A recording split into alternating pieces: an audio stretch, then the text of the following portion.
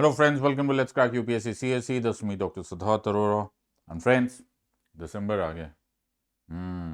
तुम्हें लग रहा होगा क्या खबर सुना रहे सर, हमें नहीं पता दिसंबर आ गया। अरे दिसंबर आ गया माय फ्रेंड्स, 6 महीना रह गया एग्जाम के लिए। अरे सर, बहुत सारे लोग बोलते हैं we are absolutely prepared sir, सुबह से शाम पढ़ाई करते रहते हैं, सुबह से शाम MCQs करते रहते हैं। बहुत आसान है माय फ्रेंड्स। लाइफ में सबसे आसान क्या है मालूम है? डिनायल। DENIAL। दुनिया की सबसे खतरनाक और सबसे आसान चीज एक ही होती है। व्हाट? हमें खुद को ही डिनायल में रखना बड़ा मजा आता है। क्या आनंद आता है हमें कि भाई जो पढ़ रहे हैं ना हम, सर हमारे पढ़ाई बिल्कुल सॉलिड है, बिल्कुल absolute. UPSC civil service examination paper आने तो दो, देखो कहीं हमारे 100 और 100 ना आ जाए।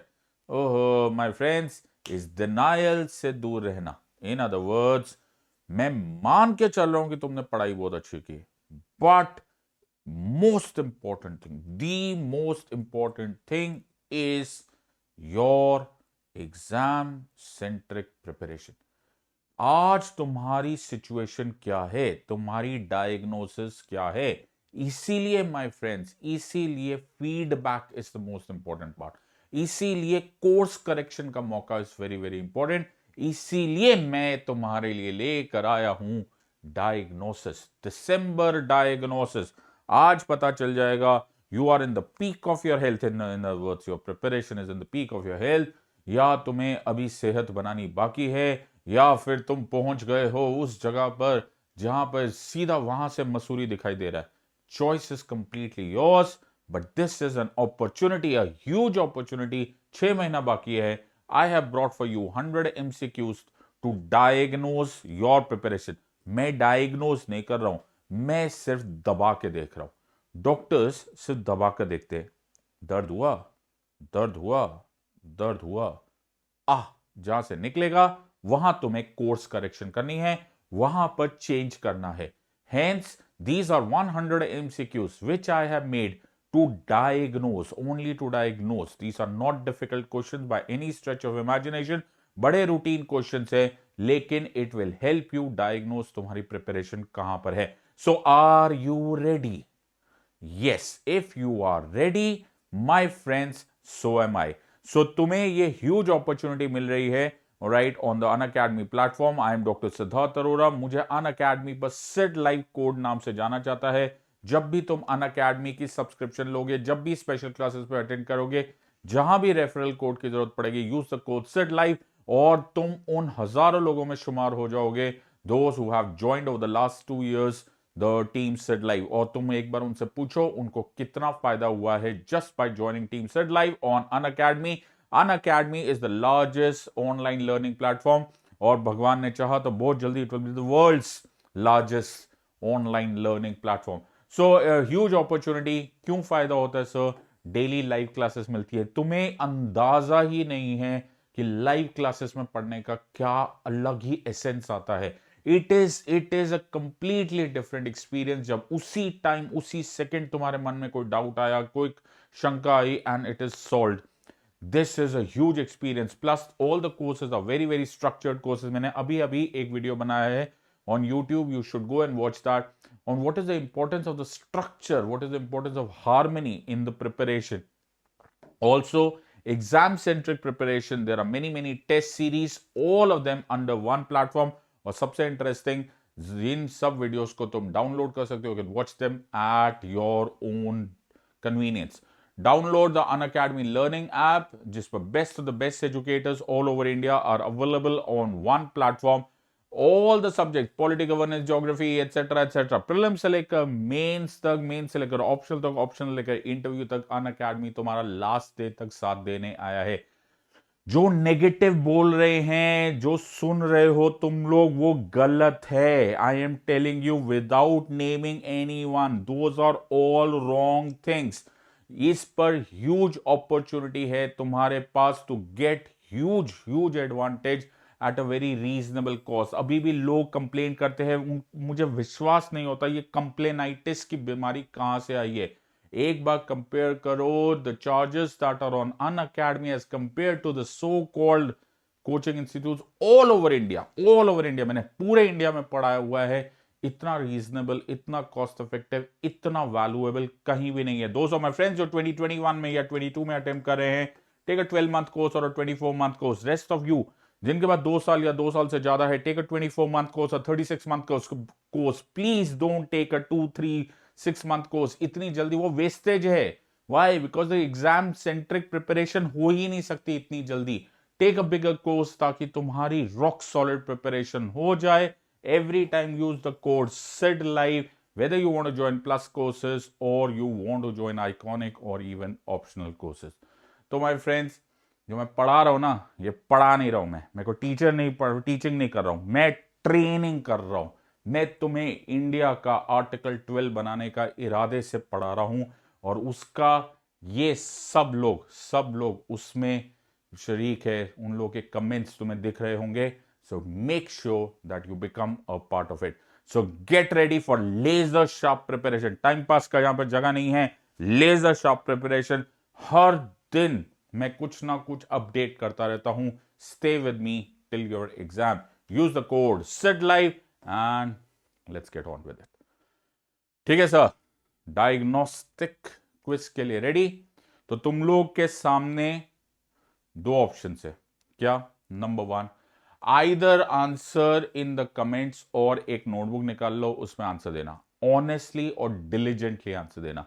दुनिया का सबसे बड़ा झूठ वो होता है जो आदमी खुद को बोलता है। मैं हर एक को बोलता हूं, वैसे तो झूठ बोलना ही नहीं चाहिए, लेकिन अगर बोलना है तो कम से कम अपने आप को मत बोलो। सो make sure that you answer honestly and diligently. Her question का मैं 60 सेकेंड्स दूंगा, 60 सेकेंड्स फॉर एवरी क्वेश्चन। ना 1 सेकंड ज्यादा, ना 1 सेकंड कम। मैं पढ़ूंगा, फिर मैं 60 सेकंड्स दूंगा, तुम आराम से उसको आंसर देना।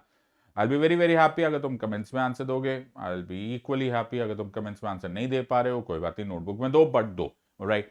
तो करेक्ट आंसर मैं उसी टाइम दूंगा। +2 दे देना for a correct answer, -1 for a wrong answer. Sir आप तो ज्यादा ही चीटिंग कर रहे हो। चीटिंग क्यों है? -1/3 होता है सर। आप तो भाई, मेरी डायग्नोसिस ना, मैं डॉक्टर। ओह अच्छा, मैं डॉक्टर, ओके ठीक है।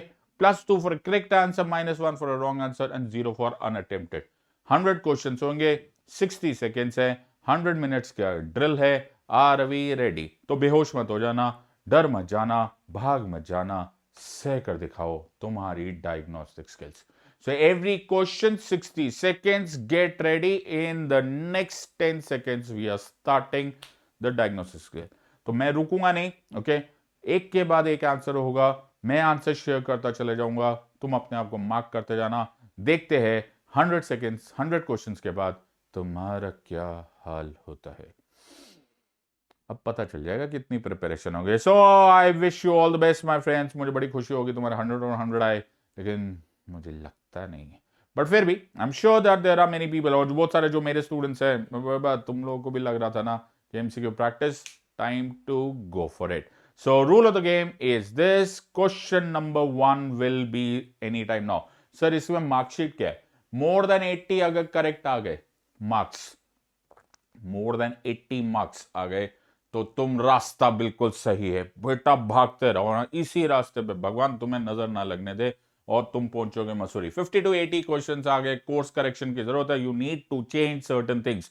क्या? We can sit back, we can sit in the classes and discuss upon that. तुम्हें पता चल जाएगा टॉपिक क्या है, अप्रोच क्या है, कॉन्सेप्ट नहीं आ रहा, करंट अफेयर्स में गड़बड़ है, जजमेंट्स में गड़बड़ है, आर्टिकल्स नहीं समझ में आ रहे, एटसेट्रा एटसेट्रा, लैंग्वेज में प्रॉब्लम हो सकती है। Less than 50, alarm,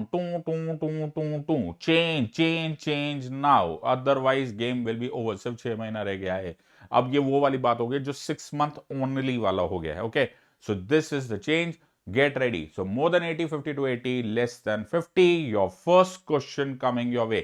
I wish you all the best। This is my challenge, this is diagnosis by Dr. Sidharth Arora said live, all right? तो मेरी तरफ से please don't make any mistake about this part. ये diagnostics तुम्हारे लिए बहुत काम आएगी। Question number 1 coming your way, 60 seconds मिलेगा, ना ज्यादा ना कम। Get ready for the first question.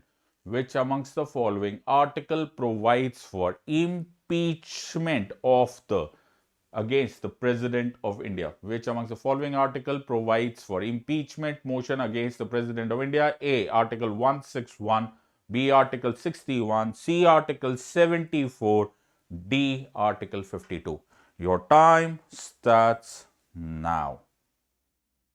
60 second मिलेंगे सर, एग्जैक्ट 60 सेकेंड्स मिलेंगे, ना ज्यादा ना कम। तो you have 60 seconds to go. मैं बीच में ऐसा आंखों देखा हल करता रहूंगा, ओके? मैं बोर ना हो जाऊं ना, तुम भी बोर ना हो जाओ, कहीं बेहोश भी ना हो जाओ। Which amongst the following article provides for impeachment motion against the president of India? Sir सारे आर्टिकल्स याद करने पड़ते हैं ना, पता नहीं मुझे। सर आता है हमको आंसर, मुझे पक्का यकीन है तुम्हें आता होगा। तो अभी तो टाइम बाकी है, अभी तो चिंता की जरूरत नहीं।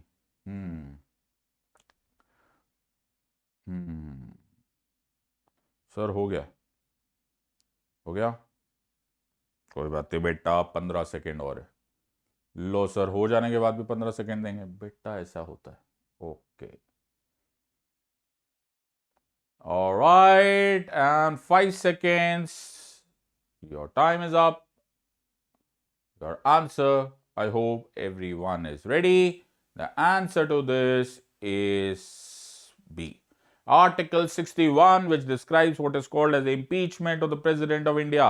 +2 for a correct answer, -1 for a wrong answer, और 0 for those जो आंसर देना भूल गए। सर थोड़े से बिजी हो गए थे इसलिए आंसर नहीं दे पाए।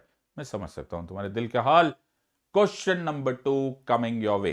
So no breather whatsoever. All right. Question number 2. Which amongst the following article provides for impeachment motion against the Vice President of India? Sir mistake हो गई है, सेम क्वेश्चन आ गया है बेटा, प्रेसिडेंट की जगह वाइस प्रेसिडेंट हो गया है। Your time starts now. Sir ये तो सेम ही हो गया, article 161, article 61, article 74, none of the above. थोड़ा सा फर्क है बेटा, थोड़ा सा फर्क। All right. Which amongst the following article provides for impeachment motion against the Vice President of India? Article 161, Article 61, Article 74, none of the above. तुम्हारे पास है अभी 43 seconds to go. Okay. Against the Vice President of India, impeachment motion कौन से article में दिया हुआ है? Simple question लग रहा है, अभी पता चल जाएगा बेटा। दूध का दूध एंड पानी का पानी। Okay, here we go. कितना टाइम रह गया है? अभी रह गया है about 15 seconds more. All right, answer करो या तो नोटबुक में या कमेंट्स में, मुझे दोनों जगह इक्वली खुशी होती है। Alright, your time starts or ends now rather. All right, your answer here is which of the following is none of the above. अरे impeachment होता ही नहीं है वाइस प्रेसिडेंट। मैं इमोशनल हो गया, कोई बात नहीं। Answer is D, +2, -1, 0. All right, +2 for the correct answer, -1 for the wrong answer, and 0 for unattempted. Answer खुद का देखते जाओ, मार्क करते जाओ, झूठ बोले कौवा काटे। Make sure that the question is correct. Which among the following is true with regards to the question hour in the parliament? Prashna Kal. Okay. Which amongst the following is true with regards to the question hour in the parliament? Start question requires an oral answer. 1. 2. Short notice question requires an oral answer. 3. Unstart question requires an oral answer. D or 4. Supplementary questions are only allowed for unstart question. A. 1 and 2 only. B. 3 and 4 only. C. 1, 2, 3. D 1, 3, 4. ऐसा तो मेरे को लगता है बैठ जाना पड़ेगा। You have 60 seconds to answer this question. सोच समझ के आंसर दो। मैं जानबूझ के सामने से हट गया क्योंकि तुमको कोई बहाना ना मिल जाए कि सर हमें चॉइसेस दिखी नहीं थी। Which among the following is true with regards to the question hour in the parliament? 1 and 2, 3 and 4, 1, 2 and 3, 1, 3 and 4. Alright, कितना टाइम रह गया सर? बेटा अभी 15 सेकेंड तुम्हारे पास है, 15 सेकेंड है तुम्हारे पास। जाओ जी लो अपनी जिंदगी। सर आप डिस्ट्रैक्ट कर रहे हो मैं जानबूझ के तुम्हें डिस्ट्रैक्ट कर रहा हूं क्योंकि तुम्हें जिंदगी बहुत आसान लग रही है। एग्जाम हॉल में प्रेशर होगा, मैं वो प्रेशर यहां क्रिएट कर रहा हूं। Alright, 5 seconds everything will be over. Your answer to this is the following. Start question को मिलेगा ओरल आंसर, शॉर्ट नोटिस को मिलेगा ओरल आंसर, अनस्टार्ट क्वेश्चन को मिलेगा written answer. Supplementary questions are only allowed for starred and short notice. तो obviously answer is 1 and 2. Sir इसमें क्या करना है? अगर करेक्ट आया है मेरा बच्चा तो +2, अगर रॉन्ग आया है मेरा बच्चा तो -1, नहीं तो 0. Alright, question number 4 coming your वे. कोई ब्रीदर नहीं मिलने वाला है. विच among the following motion protects article 105 of the constitution? Low sir, हमें तो यही नहीं पता 105 क्या होता है. क्या बात कर रहे हो, तुम तो बड़े इंटेलिजेंट थे. All right, which amongst the following motion protects Article 105 of the Constitution? Privilege motion, no confidence motion, motion of vote of thanks, all of the above. पहले तो ये समझ लो कि ये मोशंस है कहाँ.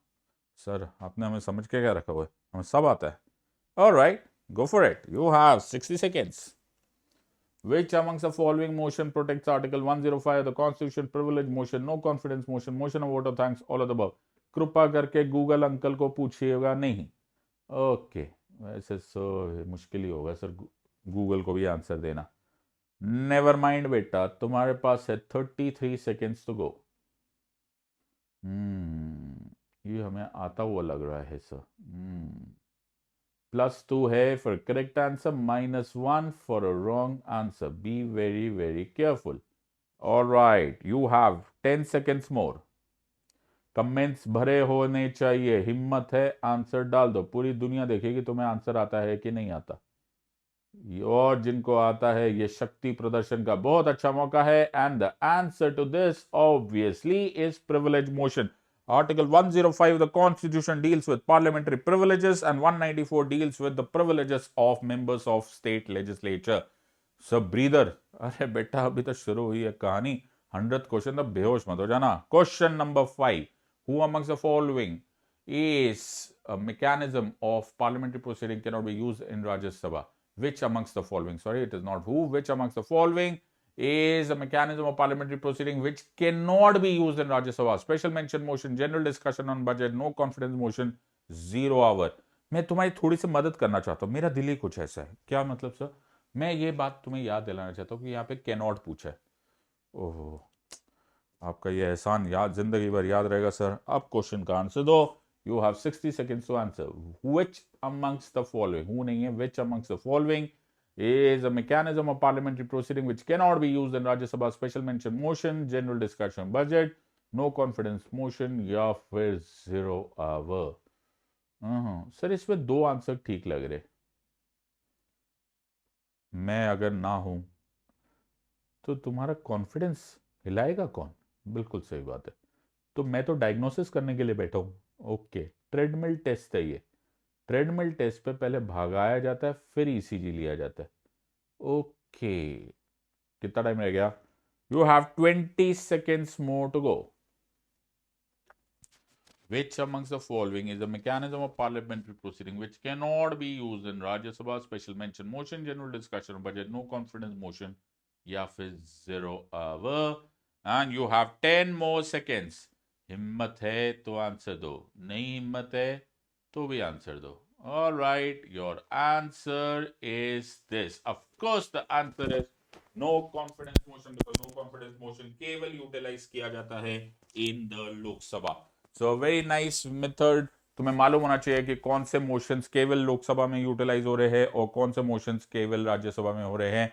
These are very integral parts of your examination. Question number 6. By the way, तुम भूल तो नहीं गए हो? +2 for a correct answer, -1 for a wrong answer, and 0 if you have not attempted. Next question. Which amongst the following is true with regards to money bill? All right. 1 can be introduced only in the Lok Sabha. 2 is described in Article 110 of the Constitution of India. 3, President cannot withhold his assent once passed by the Parliament. 4, all money bills are financial bills. 1 or 2 only, 3 and 4 only, 1, 2 and 3, 1, 2, 3 and 4. Sorry, correct पूछा गया है. तुम्हारे पास है 60 seconds. Go for it. मैं तुम्हारे सामने से हट गया, कहीं तुम्हें ऐसा लगे कि कोई डिस्ट्रैक्शन तो नहीं हो रही. All right. Which amongst the following is true with regards to money bill? Can be introduced in the Lok Sabha is described in Article 110. President cannot withhold his assent. All money bills are financial bills. अभी तुम्हारे पास 30 seconds है। ओहो, 30 seconds तो बहुत होते हैं। Correct answer आ गया है सर, आ ही जाएगा, देखते जाओ तुम। Which amongst the following is true with regards to money bill. All right बच्चा, मैं तुम्हें थोड़ी सी सूचना देता हूं, केवल 5 सेकेंड बाकी है, and your answer is this. Can be introduced only in the Lok Sabha is described in Article 110 of the Constitution or Article 111 में clearly mentioned है, President cannot withhold his assent once passed on all money bills or financial bills. All financial bills are not money bills. ये rules याद रखना। Okay, तो ये test है sir, हमारा correct आया, बहुत बहुत मुबारक हो, +2। रॉन्ग आया, बहुत बहुत दुख की बात है। और सर हम थोड़ा सा बिजी हो गए थे, इंटरनेट की प्रॉब्लम हुई थी, वरना तो हमें आंसर आता था, इसलिए हमने अनअटेम्प्टेड छोड़ दिया। Answer is 0। मैं तुम्हारे दिल से बात समझता हूं, I am with you, no problem. Question number 7 coming your way. Which amongst the following is true with regards to censure motion. ओहो सर, ये करीब करीब लग रहा है। 1. It can be moved in the Lok Sabha. It has to be moved against the entire Council of Ministers only if successfully passed by the government. The government has to resign. 1 only, 1, 2, and 3. C is 1 and 3, and D is 3 only. Great. Sir अब देखो 5 second में answer देते हैं, कोई जल्दी नहीं है बेटा, मैं भी यहाँ बैठा हूँ, तुम भी यहाँ बैठे हो। 60 सेकेंड्स लो, फुर्सत में आंसर दो। Which amongst the following is true with regards to censure motion? 1 only, 1, 2, and 3, 1 and 3 only, या 3 only? Okay okay okay okay, कितना टाइम रह गया सर? बेटा अभी तुम्हारे को पास है 20 second, 20 seconds to go, 20 seconds. Comments में आंसर दो या नोटबुक में आंसर दो, हिम्मत है तो कमेंट्स में आंसर दो। All right, which amongst the following is true with regards to censure motion can moved in the Lok Sabha to be moved against the entire council of ministers if successfully passed the government has to resign? Sir हम तो ये पहले से आता था, आप unnecessarily confuse कर रहे हो। It is can be moved only in the Lok Sabha. It can be moved against an individual minister also. और गवर्नमेंट को थोड़ा रिजाइन करना होता है सर, कैसी बात कर दी आपने। All right, +2, -1, 0। देखे किसके नसीब में क्या पड़ रहा है। Question number 8 coming your way. Are we ready? बेहोश तो नहीं हो रहा कोई? और हो रहा है तो कॉफी पियो। Which amongst the following is true with regards to no confidence motion? So choices same ही लग रहे। हाँ बेटा, बट क्वेश्चन बदल गया ना।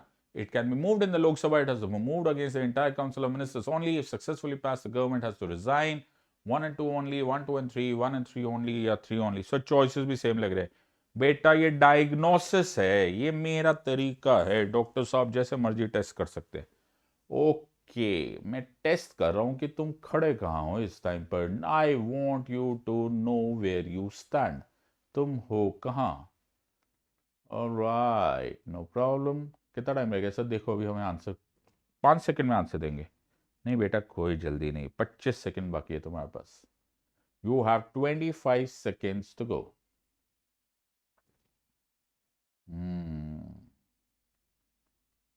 ओके, कितना टाइम रह गया है बेटा? अभी 10 सेकेंड बाकी है। I hope you go for this and your time is over. The answer, of course, is 1, 2, and 3. Why? Because no confidence motion अगर पास होता है तो वो पूरे यूनियन काउंसिल ऑफ मिनिस्टर्स या फिर काउंसिल ऑफ मिनिस्टर्स के अगेंस्ट यूज होता है, and the government has to mandatorily resign. थोड़ा सा फर्क था, थोड़ा नहीं सर, पूरा फर्क था। +2 for correct answer, -1 for a wrong answer, and 0 if unattempted छूट गया। Which amongst the following is true with regards to no confidence motion? ये क्वेश्चन सर फिर आपने क्वेश्चन सेम रखा, चॉइस बदल दी। मेरा टेस्ट है, मैं डॉक्टर, मैं जैसा मर्जी टेस्ट करूंगा। It is described in article 74 of the constitution, once pass by the Lok Sabha, the Rajya Sabha must pass it by special majority. The first no confidence motion of independent India was moved against Nehru government in 1963। 1 and 2 only, 1, 2 and 3, 1 and 3 only, 3 only। बड़ा गुमान था तुमको कि तुमने बड़ी अच्छी तरह से preparation की है, तो भैया आंसर दो। ऑलराइट, मैं तो हूं तुम्हारे साथ। ऑलराइट, तुमने बोला डायग्नोसिस करो, अब हम डायग्नोसिस करेंगे, हम सीटी स्कैन करेंगे, एमआरआई करेंगे, सब करेंगे। ओके, कितना टाइम रह गया सर? अरे अभी तो शुरू हुई है कहानी, अभी 35 सेकेंड्स है तुम्हारे पास। एक ही क्वेश्चन के कितने सारे कलर, और लोग यूनिडायमेंशनली पढ़ने चले जाते, पता नहीं। ऑलराइट सर, कितना टाइम रह गया बेटा? मेरे प्यारे से बच्चों, अभी 10 सेकेंड बाकी है। Okay, let's go with the answer, and your time is up, and your answer is the following. It is the first no confidence motion of independence was moved against Nehru government in 1963 by Acharya Kripalani. अगर तुम्हें नहीं मालूम है, वंश पद लोकसभा राज्यसभा का कोई role नहीं है, and it is not described in Article 74. It is described in the rules of procedure and conduct of business of लोक सभा। तो कभी कभी मेरे मन में ख्याल आता है, क्या सर, कि लोग मुझसे बिना पॉलिटी पढ़े एग्जाम में चले कैसे जाते हैं? मेरे स्टूडेंट्स, अगर तुमने गलत किया होगा तो मैं तुम्हें चाय और कॉफी मिलाकर पिलाऊंगा। नहीं नहीं sir, absolutely correct. Question number 10, we are hitting the 1/10th way or the 10% mark. Arrange the following in the order earliest to the last, मतलब जो सबसे पहले हुआ हिस्ट्री में और जो सबसे रिसेंटली हुआ। The process of passing the budget, तो जो सबसे पहला कदम और जो सबसे लेटेस्ट कदम होता है। ओके, सो शुरुआत कहां से होती है, अंत कहां से होता है? Alright. passing of appropriation bill, scrutiny by DRSCs, voting on demand of grants, presentation of budget। 1 2 3 4, 2 3 1 4, 4 2 3 1 या 3 2 1 4। I'm sorry for the haphazard thing. It is A is 1 2 3 4, B is 2 3 1 4, sorry, C is 4 2 3 1 and D is 3 2 1 4। I'm extremely sorry। तो पहला क्या होता है, फिर क्या होता है, फिर क्या होता है? और जो नादान परिंदों को नहीं समझ में आ रहा DRSC क्या होता है, वो है department related standing committees. Okay, so slightly problem with the formatting, but answer तो दे ही सकते हो। पहला क्या होता है, दूसरा क्या होता है, तीसरा क्या होता है, और चौथा क्या होता है? ओके, पहला स्टेप क्या है, दूसरा स्टेप क्या है, तीसरा स्टेप क्या है, चौथा स्टेप क्या है? 1 2 3 4, 2 3 1 4, 4 2 3 1, 3 2 1 4। ऑलराइट सर, कितना टाइम रह गया बेटा? 30 सेकेंड है तुम्हारे पास, दिमाग लगा के आंसर दो।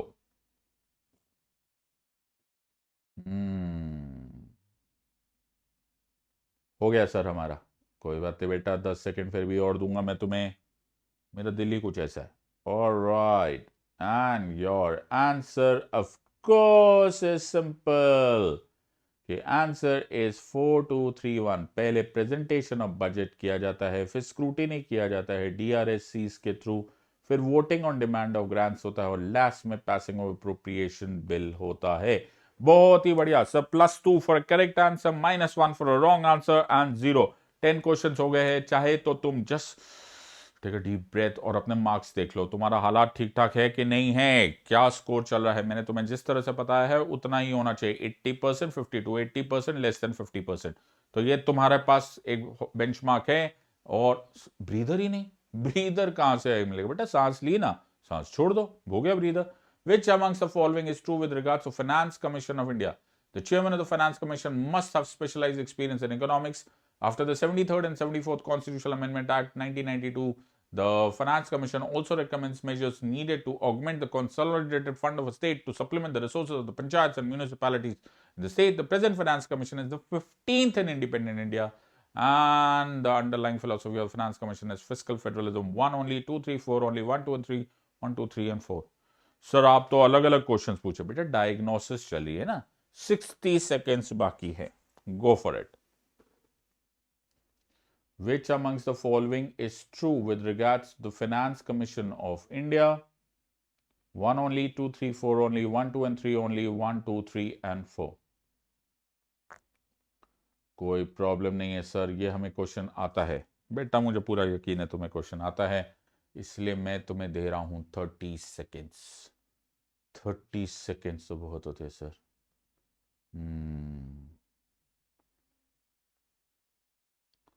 ऐसा लग रहा है सारे ही सेम है, सारे ही ठीक लग रहे। सर आप भड़का रहे हो ना बेटा, मेरा तो काम है भड़काना, मैं तुम्हारे एग्जाम प्रेशर की जगह मैं हूं।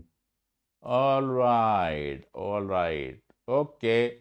Your time is up in the next 5 seconds. 1, 2. All right, let's go for the answer. Of course, एक ही गड़बड़ है sir.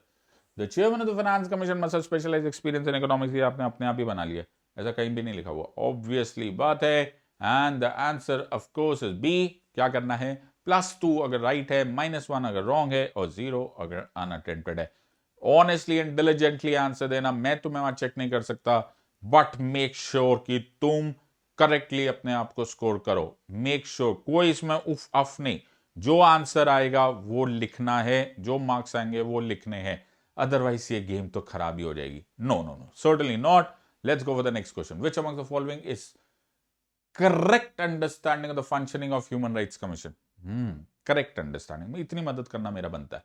Alright, SHRC is a constitutional body under Protection of Human Rights Act 1993. SHRC can inquire into matters of human rights violation related to the subject matters of state list and concurrent list only. Chairman of SHRC is appointed by the President on advice of the Prime Minister and his Council of Ministers. वो नादान परिंदे जो घर नहीं आए हैं उनको पता होना चाहिए SHRC state human rights commission. बस मैं तो ऐसे मदद कर रहा था। 2 only, 2 and 3 only, 1, 2 and 3, या all of the above.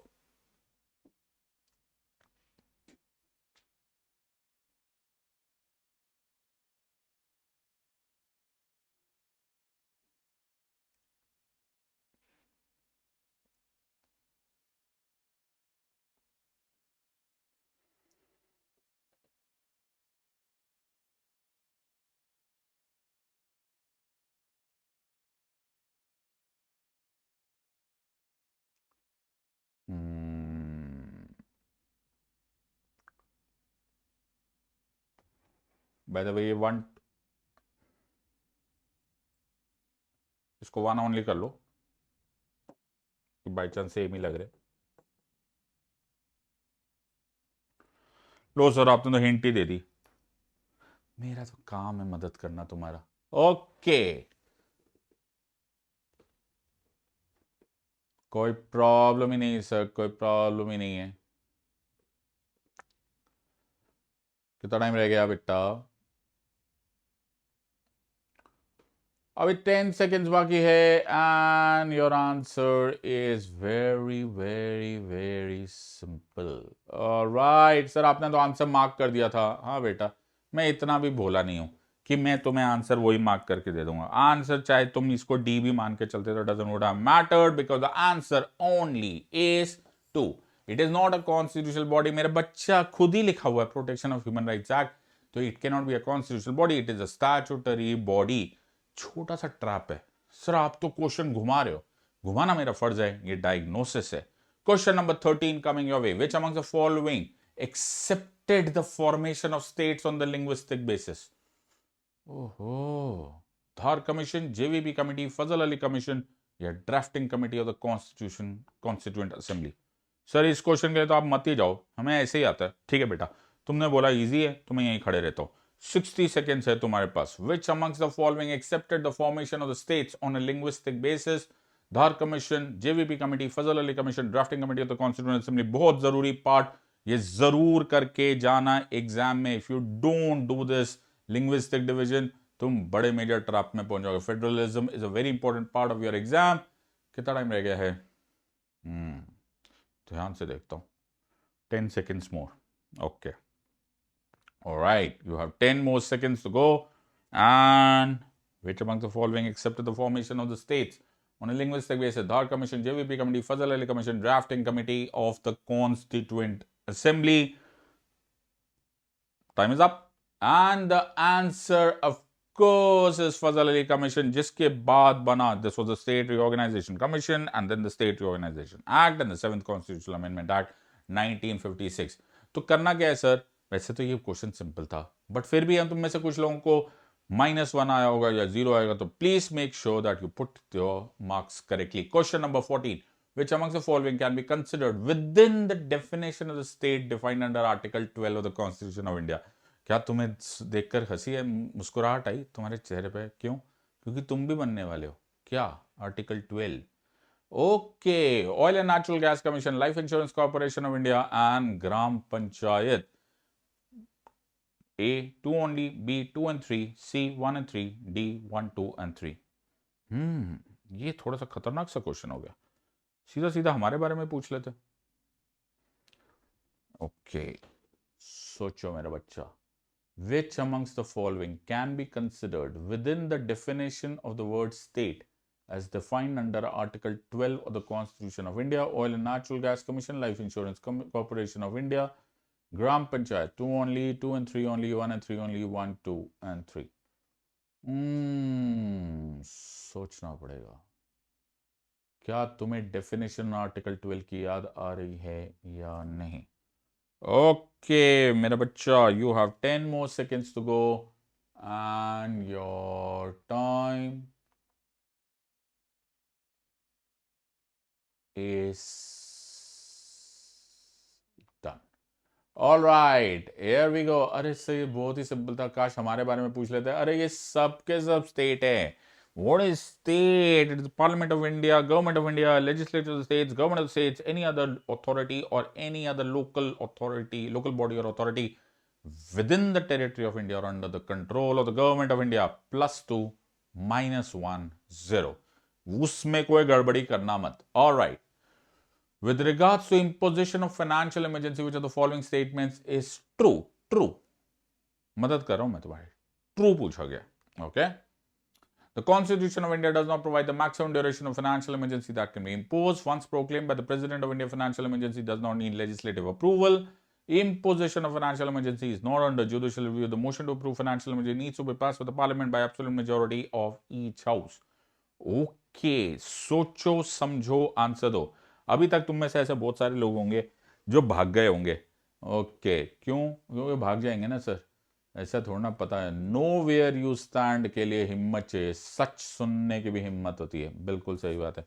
अभी बहुत सारे लोग भाग जाएंगे, बोलेंगे नहीं नहीं सर हमारे घर में लाइट चली गई, इंटरनेट बंद हो गया, दूध वाला है, रात को दूध वाला है, नहीं कभी कभी आ जाता है। Okay, with regards to imposition of financial emergency, which of the following statement is true? All right, let us understand this question। कितना टाइम रह गया? अगर मैं गौर फरमाऊं तो 30 seconds बाकी है। Okay, 30 seconds। You are at question number 15, so you are touching 15% mark already। All right, and your time starts or rather ends now। Of course, कहीं नहीं लिखा हुआ कॉन्स्टिट्यूशन में कि कितना फाइनेंशियल इमरजेंसी इंपोज किया जा सकता है। It is as per subsequent proclamation passed by the president of India. So बहुत ही सिंपल सा क्वेश्चन है सर। आर्टिकल 360 तुम्हें मालूम होना चाहिए। वैसे तो इसको बहुत ज्यादा लोग इग्नोर कर देते हैं, लेकिन मेक श्योर जहां इग्नोर किया जाएगा वहीं पर यूपीएससी क्वेश्चन पूछता है। Question number 16, which amongst the following is true with regards to the powers and functions of the High Court of the state? Okay. Law decided by the High Court of the state is binding on all subordinate courts in the territory of the jurisdiction of that High Court. Writ jurisdiction of High Court was widened to any other purpose by the 42nd Constitutional Amendment Act 1976. There can be a common High Court for two or more than two states. 2 only, 2 and 3 only, 1 and 3 only, 1, 2 and 3. 1, 2 and 3। बहुत ही बढ़िया sir, बहुत ही बढ़िया। Okay sir, ये simple सा question लग रहा है हमको, अभी पता चल जाएगा बेटा। ओके सर, ध्यान से देखने वाला क्वेश्चन लग रहा है बेटा। आंखों का भी जो टेस्ट होगा ना डायग्नोसिस में, ओके 6/6 विजन है या नहीं है? ओके, कितना टाइम रह गया बेटा? अभी 15 सेकेंड्स है। सर आप डिस्ट्रैक्ट कर रहे हो, मैं तो जानबूझ के डिस्ट्रैक्ट कर रहा हूँ। मेरी बातें सुनो और डिस्ट्रैक्ट हो जाओ। ओके, प्रेशर नाम की तो कोई वस्तु होती है। All right, your time has, you have about 5 more seconds to go. All right, and the answer of course is very very simple। Sir writ jurisdiction expand तो हुआ था बेटा, वो 44th से हुआ था। ओ गलती होगी, no problem my friends, +2 -1 and 0। Very good. Question number 17, which amongst the following is और आर करेक्टली मैच। देखो मैं तुम्हारा कितना ख्याल रख रहा हूं, मैं तुम्हें मदद कर रहा हूं। क्या पूछा गया है? करेक्टली मैच्ड, बहुत ज्यादा मदद। चार्टर एक्ट ऑफ 1853, इसको मैच किया जाए। Open competition of civil services recruitment enforce. Government of India act 1935, inclusion of instrument of instructions. 36 constitutional amendment act 1975 made Sikkim as a full-fledged state of India. 85th Constitutional Amendment Act 2002 added the 11th fundamental duty to the Constitution. 1 only, 2, 3 and 4, 1, 2 and 3, yeah, all of the above. Sir थोड़ा सा ज्यादा time दे दो बेटा, question चाहे एक line का हो चाहे एक पेज का हो, मैं तुम्हें 60 सेकेंड्स ही दूंगा। Okay, which of the following is और आर करेक्टली मैच्ड? ओके, हो गया सर हमारा। अभी पता चलेगा बेटा कितने करेक्ट आंसर आता है तुम्हारा। तो तुम में से अगर कुछ लोग भागना चाहते हैं तो भाग सकते हैं, मुझे कोई दुख नहीं होगा। ओके, हो सकता है किसी को अचानक ही कोई ज़रूरी काम याद आ गया हो, तुम भाग सकते हो, बिकॉज सच सुनना देखना आसान नहीं होता। All right sir, you have 10 more seconds to go. Which of the following is or are correctly matched? And your time is done with. All right, let us go with the answer of, sir ये आपने गलत बताया। 85th constitutional amendment act 2002 से तो हुआ था बेटा, वो 86 था। ओहो, इतना करीबी मामला थोड़ा होता है सर, ऐसे पूछते हैं। हाँ बेटा ऐसे ही पूछते हैं। तो करेक्ट आया है तो +2, रॉन्ग आया है तो -1, नहीं तो 0। ओहो, बहुत खतरनाक question. What is included in the interpretation of law? The word law, quote, in Article 13 of the Constitution of India. Ordinances promulgated by the President, custom or usage having force of law in the territory of India, law passed by the Parliament, rules and regulations of the Government of India. 1 only, 2, 3, 4, 1, 2, 3, yeah, all of the above. Sir कहाँ कहाँ से पूछ रहे हो question? बेटा पूरा full body checkup हो रहा है। ओके, एक्सरे भी लिया जाएगा, ईसीजी भी होगा।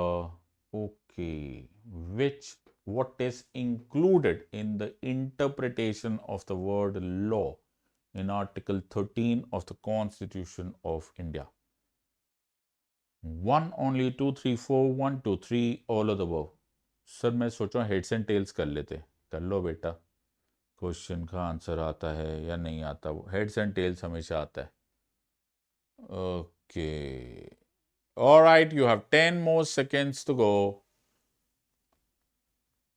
And the answer of course is all of the above. अरे सिंपल सी लाइन है, आर्टिकल 13 अगर तुम्हें नहीं आता है तो तुम फंडामेंटल राइट क्यों पढ़ रहे हो? So article 13 you should know everything about article 13। उसमें ordinances, custom, usages, laws, rules, regulation सब कुछ इंक्लूड होता है। क्वेश्चन नंबर 19, सर सांस भी नहीं लेने दे रहे, बड़ा सिंपल है सांस लेना, छोड़ दो। Next, Number 1. Which among the following is true with regards to federalism in India? Federalism is considered as a part of basic structure of the Constitution of India. Article 371 of the Constitution is a reflection of the asymmetric federalism in India. Emergency provisions are unitary features of India's unique quasi-federal structure. Article 1 expressly provides that India is a federation. 1 only, 3 and 4 only, 1, 2 and 3, yeah, all of the above. Sir ऐसे question पूछ रहे हो, थोड़ा ज़्यादा time दे तो। दे दिया बेटा मैंने तुमको, 60 सेकेंड्स तुम्हारे हुए। क्वेश्चन नंबर 19 आ रहा है, तो you are fast approaching 20% mark. बेहोश हो रहे हो तो ग्लूकोज पी लो, नींद आ रही है तो कॉफी पी लो, और अगर जाना है तो इंटरनेट का बटन बंद कर दो और बोल दो सर आजकल पीछे से इंटरनेट की सप्लाई में problem. No problem sir, time you have 10 more seconds and your answer से बहुत ही सिंपल सा क्वेश्चन लग रहा है हमको, मुझे पूरा यकीन है तुम्हें आंसर होता होगा। And your time is up, and of course the answer is 1, 2 and 3, because article 1 में ये नहीं लिखा हुआ था इंडिया इज अ फेडरेशन, उसमें लिखा है India, that is Bharat, shall be a union of states. Arey baba. No problem, sir. And we are fast approaching question number 20, that is 20% marker in the following in correct sequence from the earliest to the latest. History में जो सबसे पहले हुआ और फिर जो सबसे recently हुआ. Okay, number 1, the basic structure doctrine of the constitution of India pronounced bye the supreme court. ये कौन से साल में हुआ उस हिसाब से बता दो. Right to education added as a fundamental right. Free legal aid added as a part of DPSP. Right to privacy declared as a fundamental right by the supreme court. 1 2 3 4, ये फिर से थोड़ा सा फॉर्मेटिंग हिल गया है. फिर B is 2 1 4 3, C is 1 3 2 4, D is 4 1 2 3. Alright, पहला कौन सा हुआ, दूसरा कौन सा हुआ, तीसरा कौन सा हुआ और सबसे करीबी कौन सा हुआ. 1 2 3 4, 2 1 4 3, 1 3 2 4, 4 1 2 3. सर ये सारे ईयर्स याद रखने पड़ेंगे बेटा. ये हिंदुस्तान की तारीख के वो बहुत मेजर इवेंट्स है जिसके बिना हमारे कॉन्स्टिट्यूशन की पढ़ाई अधूरी है. You should be knowing all of this by heart like the back of your hand. Okay, ठीक है सर. तो मैं तुम्हें एडवाइस करूंगा सारे के सारे ईयर्स डालो और फिर ये कर लो. नहीं हो रहा तो एलिमिनेशन से ट्राई करो. Okay, use some common sense. Question number 20 on your way.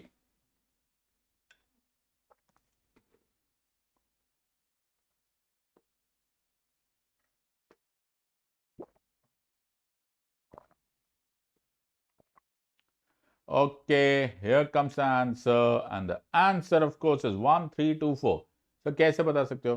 1973 was the basic structure doctrine. Free legal aid came as a part of 42nd Constitutional Amendment Act 1976. Right to education added as a fundamental right by the 2002 86th Constitutional Amendment, and right to privacy अभी हुआ है in the Justice case, Puttaswamy case.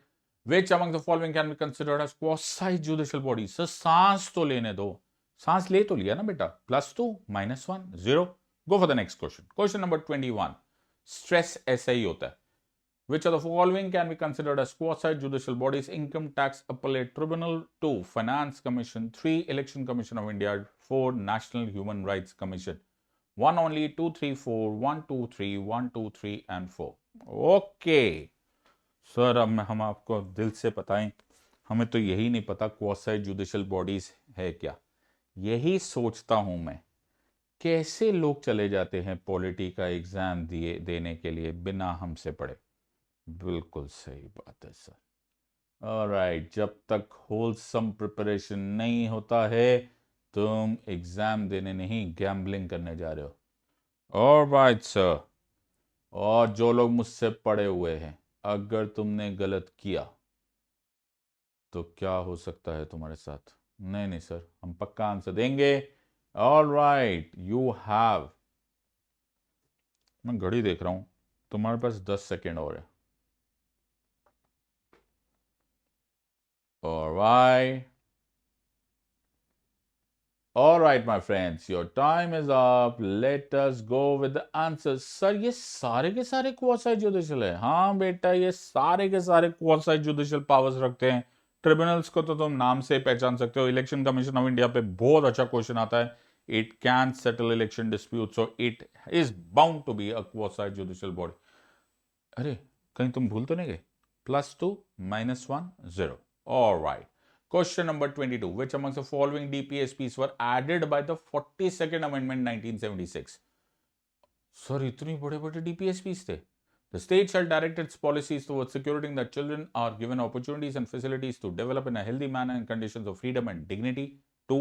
State shall take steps by suitable legislation or in any other way to secure the participation of workers in the management of undertakings, establishments or other organizations engaged in any industry. State shall endeavor to protect and improve the environment. 4. State shall secure that the operation of the legal system promotes justice on the basis of equal opportunity and shall in particular provide free legal aid. 1 only, 2 3 4, 1 2 3 या all of the above. बहुत ही simple question लग रहा है. क्यों? क्योंकि 60 second तो पढ़ने में निकल जाएंगे सर. क्वेश्चन तो सिंपल ही हो गया. बुद्धि यूज करो माय फ्रेंड्स. कीवर्ड पहचानना समझो. ओके, कीवर्ड की कहानी है. All right, which amongst the following were added by the 42nd Amendment 1976? All right, so ये हमको लग रहा है कि ये आ रहा है हमको, मुझे पूरा यकीन है कि तुमको ये आता होगा. Let us go with the answer to this in the next 10 seconds. All right, let's go with the answer. And answer of course सारे ये, अरे सिंपल सी बात है. पहला आर्टिकल 39 सब क्लॉज ए, फिर दूसरा आर्टिकल 43 ए, फिर 48 ए, फिर 39 ए. बहुत ही सिंपल सा क्वेश्चन, और इसी के साथ तुम्हें ये सब कुछ याद भी होना चाहिए. It is very very important about 42nd amendment 1976. So before the 44th Constitutional Amendment Act 1978, every resolution approving the proclamation of emergency under Article 352 needed to be passed by either house of the Parliament. ये थोड़ी सी मदद कर देता हूं मैं तुम्हारी. Either house of the Parliament by simple majority, absolute majority plus 2/3 majority present in voting या effective majority. Sir ऐसे करो, 10 सेकंड में ऑन कर देना. 10 सेकंड में हम आंसर देंगे. बेटा तुम 10 सेकंड में दो या 15 सेकंड में, मेरा तो दिल ही कुछ ऐसा है, मैं तुम्हें 60 सेकंड दूंगा. 60 सेकंड्स आंसर करो कमेंट्स में या नोटबुक में. और अगर भागने का दिल कर रहा है तो भाग भी जाओ, क्या फर्क पड़ता है, किसको पता ऑनलाइन की दुनिया में कौन है कौन चला गया. ऑलराइट, अगर छुपने का मन हो रहा है, सच से सामना करने में डर लग रहा है, तो बंद कर दो. All right, let's go for the answers. बेटा 10 सेकेंड और है तुम्हारे पास. Question number 23 and you have 5 more seconds. Sir ये बहुत ही सिंपल क्वेश्चन है, पहले पूछा गया था, यानी कि 44th कॉन्स्टिट्यूशनल अमेंडमेंट एक्ट 1978 से पहले सिंपल मेजोरिटी से होता था, बाद में होने लगा absolute majority plus 2/3 majority present and voting. Very good. Which amongst the following is correct with regards to electoral bond scheme? Sir यहां से क्वेश्चन आगे आगे से पीछे कि कैसे कैसे क्वेश्चन है, एग्जाम में ऐसे ही आते बेटा. 1. Only registered political parties who have received at least 1% votes in the last general election to the Lok Sabha or Vidhan Sabha can encash the electoral bonds. 2. The money deposited in electoral bonds will receive a fixed rate of interest of 2% till the time it is encashed. Only the citizens of India can donate through electoral bonds. 2 only, 2 and 3, 1 and 3, 1, 2 and 3. बहुत ही बढ़िया sir. तो sir इसके लिए आप हमें 60 seconds दो रहे हो. ये तो बहुत ही सिंपल लग रहा है सर, मुझे पूरा यकीन है तुम्हें इसका आंसर आता ही होगा. Which amongst the following is correct with regards to electoral bond scheme? सोच रहे हैं सर, हम सोच रहे हैं. सोचो बेटा सोचो. All right, you still have about 20 seconds to go. Okay, let's go. All right, here comes the answer.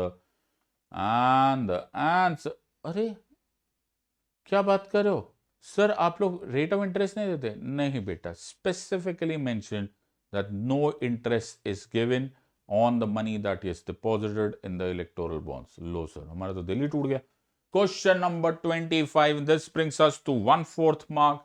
अभी तक तुम्हारी हिम्मत बरकरार है तो ये क्वेश्चन का आंसर दे दो. With regards to voting by the speaker in the Lok Sabha, which of the following is true? Speaker can vote only in case of a no confidence motion. Speaker can vote only in case of a tie while voting on a motion in the House. C. Speaker cannot vote in the Lok Sabha in any condition. Speaker can veto a motion.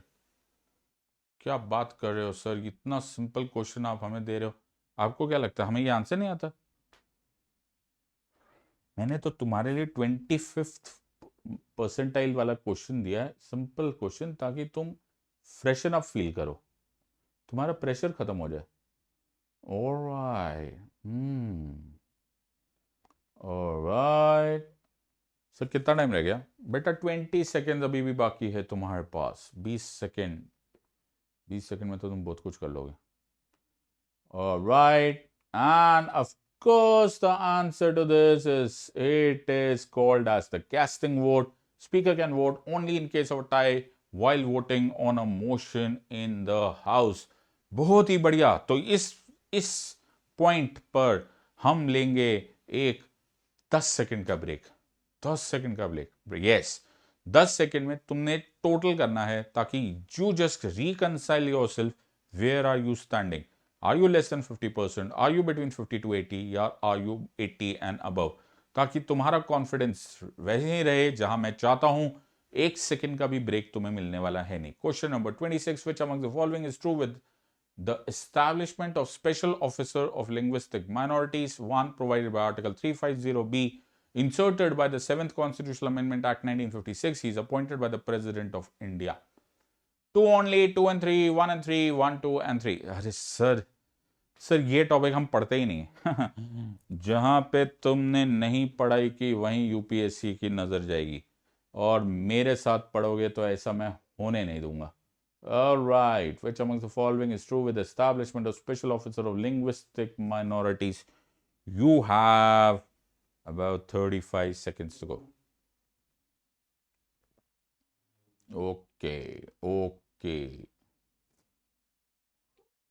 कोई दिक्कत ही नहीं है sir. अब देखो, okay sir हो गया। देखो बेटा, 10 सेकेंड के बाद दुनिया बदलने वाली है, क्योंकि स्लाइड भी बदलने वाली है। सर ये बहुत ही सिंपल क्वेश्चन था, लॉजिक यूज करके भी हमें आंसर आ सकता था। It was only after the 7th constitutional amendment act and state reorganisation act that हमको आर्टिकल 350B की जरूरत महसूस हुई। सर कितनी सिंपल सी बात थी, आपने ऐसे क्वेश्चन टफ कर दिया। अरे बेटा मैं तो बोला हूं। With regards to writ powers, which amongst the following is true? Writ jurisdiction under Article 32 is guaranteed under the Constitution of India. Writ jurisdiction under Article 226 is discretionary in nature. 3. Parliament can empower any court to exercise writ jurisdiction. 2 only, 2 and 3 only, 1 and 3 only, 1, 2 and 3. Sir एक minute जाओ मत, 10 second में answer देंगे। तुम 10 लो, 15 लो, 20 लो, 25 लो, तुम्हें 60 seconds मिलेंगे। Slow down your brain, put your brain into slow thinking process. भाग दौड़ करोगे, आंसर गलत करोगे।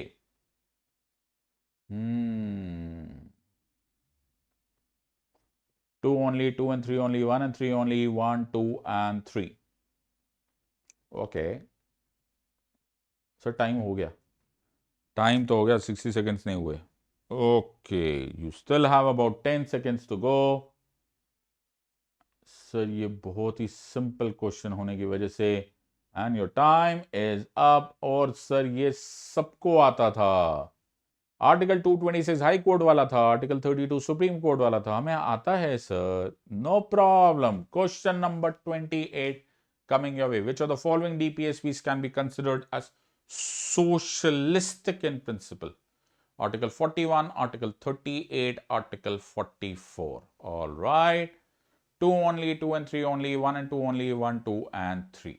Oh. Which of the following DPSPs can be considered as socialistic in nature? Sir ये सब भी याद करना पड़ता है बेटा, ये सब जरूर याद करना पड़ता है। Okay no problem.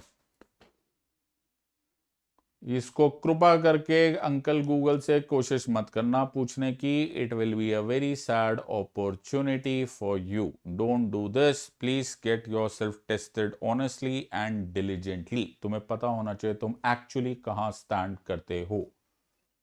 ऑलराइट, कितना टाइम रह गया है बेटा? अभी 15 सेकेंड बाकी है। Alright, which of the following DPSPs can be considered as socialistic in principle? 41, 38, 44, or to A, B, and C and D in choices, and your time is up. And of course, the answer is very, very simple. It's Article 41 and 38. Sir हमें आता था। Article 44 तो uniform civil code से related है। हद हो गई है, हमें तो ये आता ही था। Absolutely clear. And let us go with question number 29. Sir आप ना ब्रीदर ही नहीं दे रहे हो, पानी प्यास लगी है। प्यास व्यास नहीं लगी होती बेटा। Which of the following is not a prerequisite for upholding democracy? मैं थोड़ी सी मदद कर देता हूं। क्या नॉट पूछा गया? ओहो इतनी बड़ी मदद। Free elections, equal weightage of every vote, regular elections, at least more than 50% of votes must be received for winning the election. Okay, so let us see this part. Which of the following is not a prerequisite? Not a prerequisite. Okay, सोचने दो sir, सोचो समझो, जो मर्जी करना है करो, लेकिन you have only 34 seconds more to go. बहुत खतरनाक हो गया सर, 34 सेकेंड्स. ऑलराइट,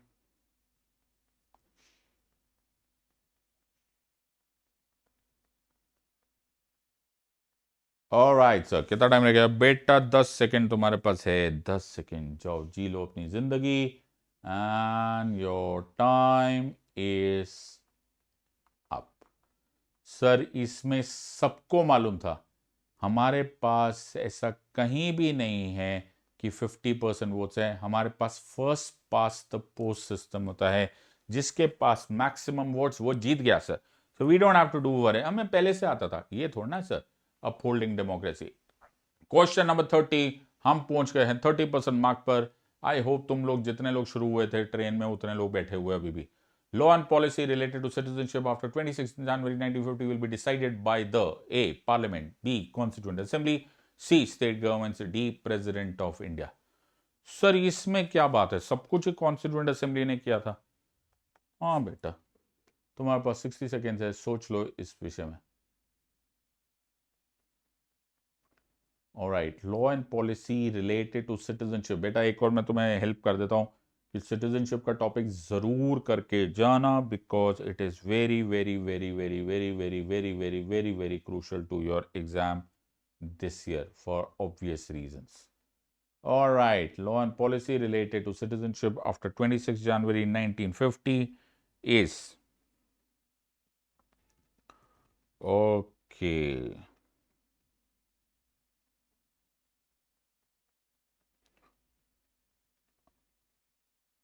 सर ये हमें आता है सर, आप पोल ऑन कर दो 10 सेकेंड में. आज the time is over, late us go for the answer and the time is up.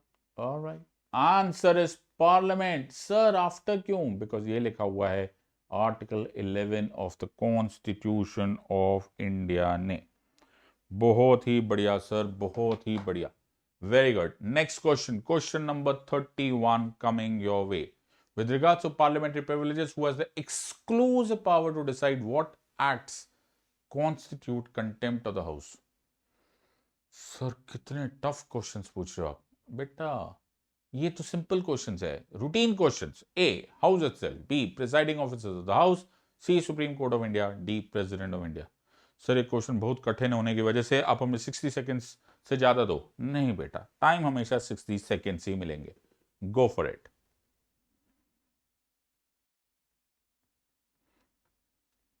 All right.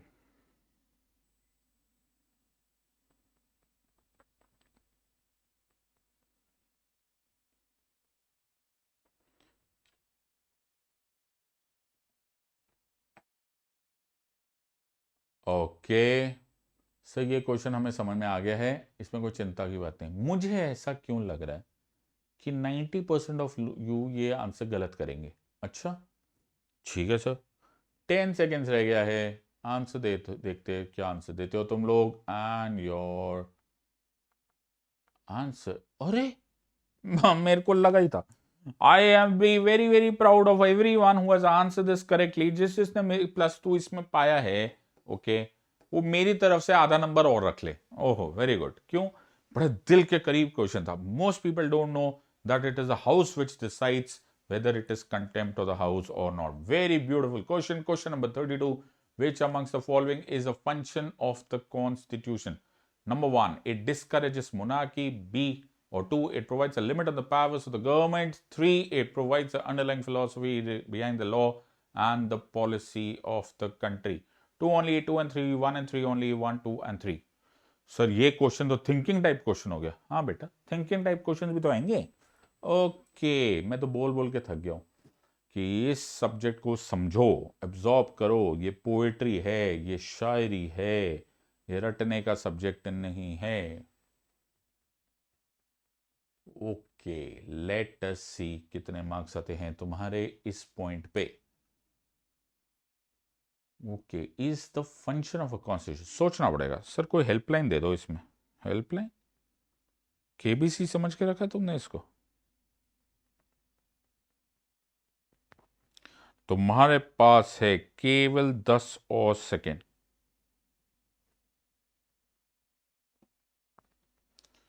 बहुत ही सिंपल है सर, ये जो आपने ना जानबूझ के ऐसे कंफ्यूजन वाला किया था, ये आंसर गलत था। मतलब इट डिस्करेजेस मोनार्की कहीं नहीं लिखा हुआ। Yes it does provide for limited government, but it is not for discouraging monarchy. England is a classical example, sir. Obviously. Question number 33. Who amongst the following will lay down the report of the Central Information Commission on the floor of each house of the Parliament? Sir ये एक ही आदमी करता है, एक ही office करता है। Oh, president of India, chief information commissioner, central government या speaker of the Lok Sabha. कभी कभी मेरे दिल में ख्याल आता है, और इस फैक्ट मेरे पास अभी आ रहा है ये ख्याल, कि ये क्वेश्चन भी ज्यादातर लोग गलत करेंगे। अरे नहीं सर, ये तो हमें पहले दिन से आता था। Who amongst the following will lay down the report of the Central Information Commission on the floor of each house of the Parliament? President of India, Chief Information Commissioner, Central Government या Speaker of the Lok Sabha? वैसे तो question simple है sir, लेकिन आपने ऐसे जानबूझ के confusion जो डाल दी है, इस वजह से हमें 10 सेकेंड और लगेंगे। तुम 25 सेकेंड और लो। Okay,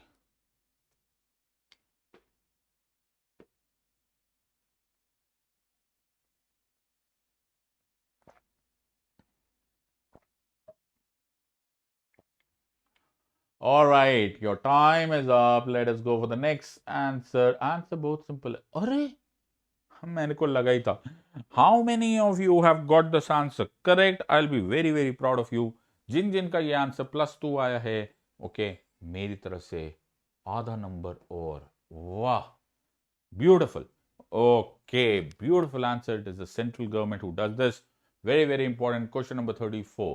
arrange the following from earliest to the latest. Earliest to the latest. Okay. Formation of Andhra Pradesh as a separate state, inclusion of Sikkim as a full-fledged state, bifurcation of Punjab into Haryana and Punjab, formation of NCT of Delhi. 1 2 3 4 1 3 2 4 1 4 2 3 3 1 4 2। बहुत ही बढ़िया sir.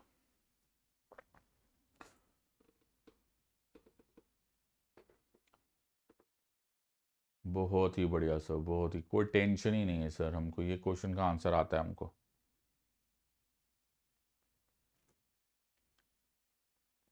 मेरे हिसाब से suggestion मेरी ये है कि तुम इसके साथ साथ में ईयर्स डालते जाओ और आंसर आता जाएगा।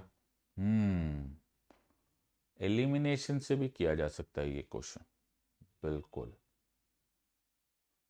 ओके, कितना टाइम रह गया सर? बेटा अभी 10 सेकंड बाकी, 15 सेकंड बाकी है तुम्हारे पास। Oh, no problem. Let us see where do you stand, and your time is now up, and let's go with the answer। सब बहुत ही सिंपल सर, सबको आता था ये वाला क्वेश्चन, आपने हमें टेंशन दिया। हमें formation of NCT of Delhi नहीं मालूम था सर, हमें पक्का मालूम था, और आंध्र प्रदेश पहला वाला था, तो 1 और 4 तो हमारा 100% क्लियर था। अब सिंपल सा क्वेश्चन था, with regards to Sikkim. Sikkim came in 1975 and Punjab की स्टोरी सबको मालूम है with regards to 1966। Very beautifully answered, and that brings us to the next question। तो इसको बहुत ही सिंपलिस्टिकली करना है तुम लोगों ने। ये मैंने जो तुमको हिंट दे दिया है, स्टेट्स का फेडरलिज्म से रिलेटेड क्वेश्चंस जरूर ध्यान से कर लो, otherwise you will be in trouble. Question number 35 coming your way. So question number 35 is your way. Sir फिर से, yes, earliest to the latest। Minerva Mills case, Indira Gandhi versus Raj Narayan case, Champakam Dorai Rajan case, M Nagaraj case. पहला कौन सा हुआ और latest अभी सबसे हाल फिलहाल में कौन सा हुआ है? 1 2 3 4 3 1 2 4 1 4 2 3 3 2 1 4। सर कितना डिटेल पढ़ना पड़ता है बेटा, मैं तुम्हें इतना तो मैं गारंटी से बता सकता हूं कि जो लोग मुझसे पढ़ रहे हुए हैं उनको ये ज्यादा टफ नहीं लग रहे होंगे, बट बाकी लोग जाने क्या सोच के एग्जाम में चले जाते। And I am again and again telling you, you are making a mistake. और ये आज तुम्हें खुद पता चल जाएगा। Arrange the following from the earliest to the latest. Minerva Mills case, Indira Gandhi versus Rana case, Champakam Dora Rajan case, M Nagaraj case. इसका कहने का मतलब ये है कि सबसे पहले कौन सा हुआ और सबसे हाल फिलहाल में कौन सा हुआ है केस। ऑलराइट, ईयर लिखते जाओ my friend.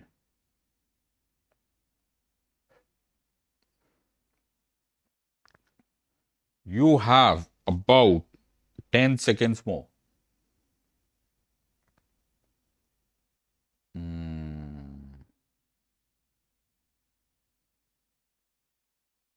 Okay, and your time starts.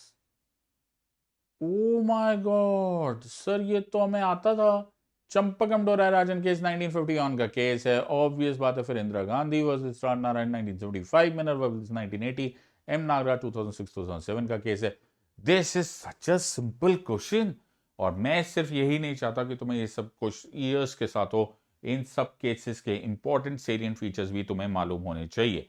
Question number 36. Which amongst the following will amount to punishment on the grounds of violation of fundamental duties?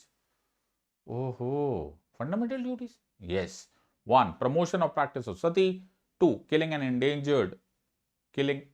endangered animal by hunting. Failure to cast vote in general elections, creating hatred and enmity between religious groups. 1 only, 1, 2 and 4 only, 1, 3 and 4 only, 1, 2, 3 and 4. बहुत ही simple question होने की वजह से sir आप 10 second दे दो। नहीं बेटा, तुम ऐसे मेरे को इमोशनल मत करो, मतलब मैं तुम्हें 60 सेकंड्स ही दूंगा। Which among the following will amount to punishment on the grounds of violation of fundamental duties? Which of these fundamental duties अगर तुमने violate किया तो punishment है 1 only, 1, 2 and 4, 1, 3 and 4, 1, 2, 3 and 4. Okay, कोई प्रॉब्लम नहीं है sir. All right, you have about 20 seconds to go. We are approaching 40% mark, very very close. I hope तुम बेहोश नहीं हुए हो। All right, let us check it out. Now you have 5 more seconds and your time starts. Sir इसमें ना elimination कर देते ना, हमारा काम हो जाता। Failure to cast vote in general election, इस पे कौन सी पनिशमेंट है? ऑफ कोर्स नहीं है। Promotion of practice of sati, of course practice is derogatory to the dignity of women category में आ जाता है। Killing an endangered animal will be of course with relation to environment as well as compassion for living creatures में आता है। Hatred and enmity between religious groups harmony वाले fundamental duty में आ जाता है। व्हिच आर पनिशेबल ऑफेंस, ऐसा अभी तक नहीं। So let us go with the answer. Question number 37 coming your way. So question number 37. Which among the following is the correct interpretation of the immunities to the office of the governor? Which amongst the following is a correct interpretation of the immunities to the office of the governor? A. During the term of his office, the governor is immune from any criminal law proceedings either for his official or personal acts. B. During the term of office, the governor is immune from any civil law proceeding either for his official or personal acts. Sir ये same ही लग रहे हैं। नहीं बेटा, ऊपर criminal है, बीच में नीचे सिविल है। अच्छा, बोथ ए एंड बी या नॉन ऑफ द अबव? दिमाग लगाओ, आंसर दो। You have 60 seconds to go for it. Sir ये तो बहुत ही करीबी मामला है।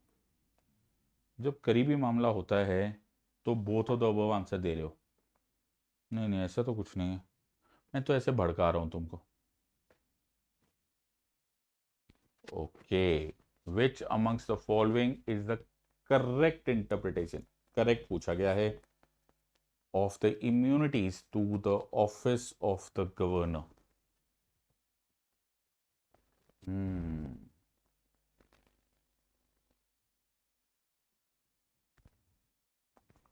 Okay,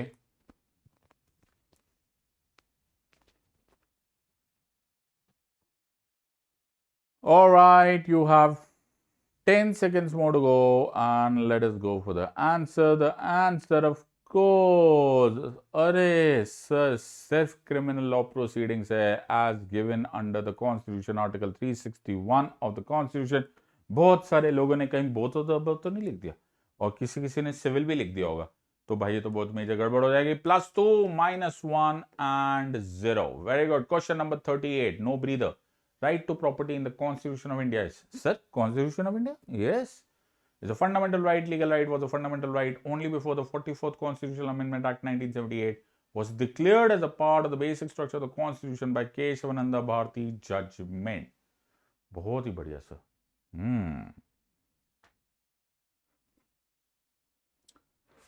1 only, 2 and 3 only, 3 and 4 only, या all of the above?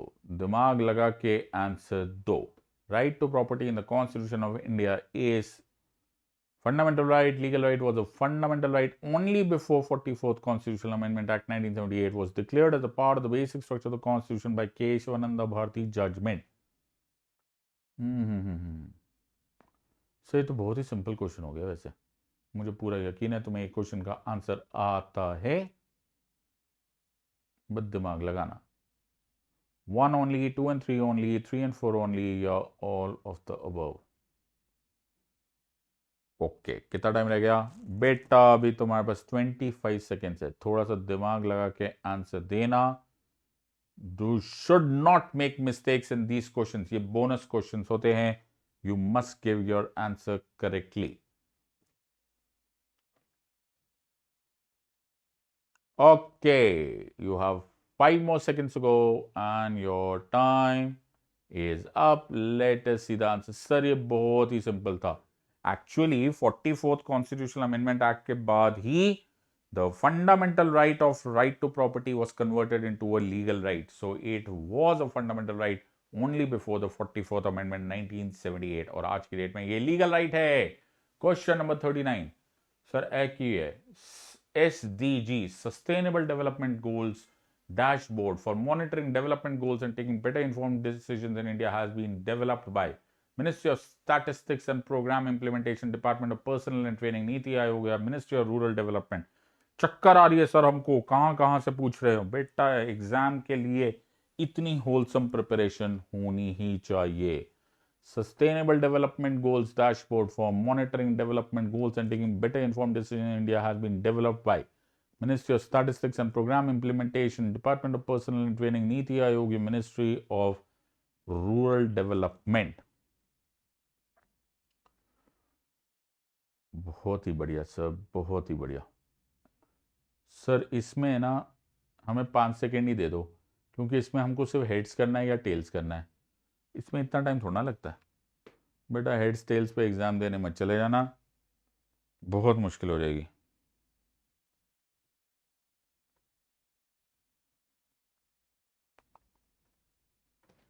Okay, the time is up and I'm sure you have answered this correctly.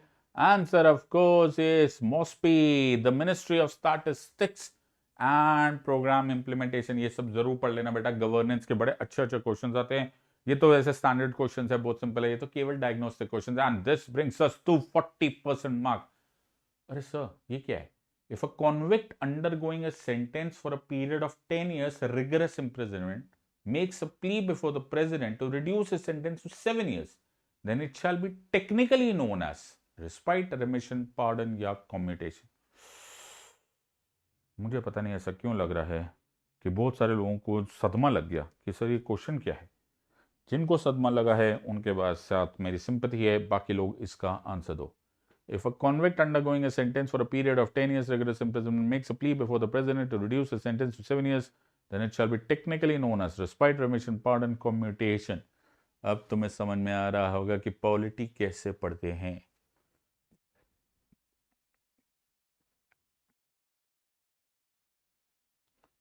बहुत ही बढ़िया सर। कितना टाइम रह गया? अभी तुम्हारे पास 20 सेकेंड है, 20 seconds to go। All right, let us see the answer in 5 seconds from now। Sir मतलब एक टाइप ऑफ सेंटेंस है, केवल उसकी क्वांटम चेंज की गई है, बिल्कुल, and that is called as remission. So when you reduce the quantum of a sentence without changing the quality or the type of sentence, it is called as remission. Question number 41. Doctrine of essentiality was the crux of the decision of the Supreme Court in the landmark case of. मैंने तुम्हारे लिए कितने सारे YouTube videos बनाए, देखे तुम लोगों ने? पता नहीं, देखे होंगे तो तुम्हें आंसर आ जाएगा. Minerva Mills case, Sabarimala case, IC Golaknath case, Keshavananda Bharati case. Okay okay, पहले हम इस बारे में विचार करेंगे सर कि डॉक्ट्रिन ऑफ एसेंशियलिटी है क्या चीज. अभी पता चल जाएगा बेटा तुम्हें. Alright, was the crux of the decision of the Supreme Court in the landmark case of Minerva Mills case, Sabarimala case, IC Golaknath case, Keshavananda Bharati case. बहुत ही बढ़िया सर. सर ये सब याद करना पड़ता है बेटा, ये सब ही याद करना होता है. Alright, you have 20 seconds more to go.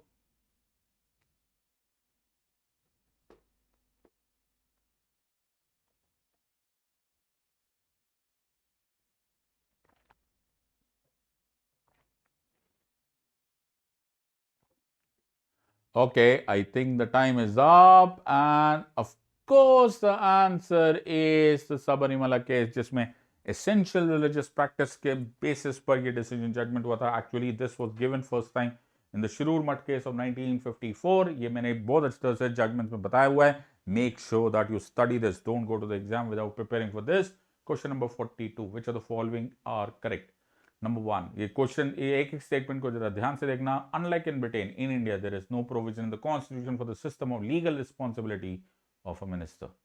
2, the term cabinet has been introduced but not defined in the constitution through the 44th constitutional amendment. 3, council of ministers size and classification are mentioned in the article 74 and 75. 1 and 2 only, 3 only, 2 and 3 only, 1 only. अरे sir चक्कर आ रही है. अगर तुम्हें भागने का दिल कर रहा है तो भाग जाओ. नहीं नहीं नहीं सर, आंसर जो हिम्मत वाले हैं वो देंगे, बाकी लोग भाग जाओ. No no no no no no no no no, हम नहीं भाग रहे सर, हम डरने वालों में से नहीं है.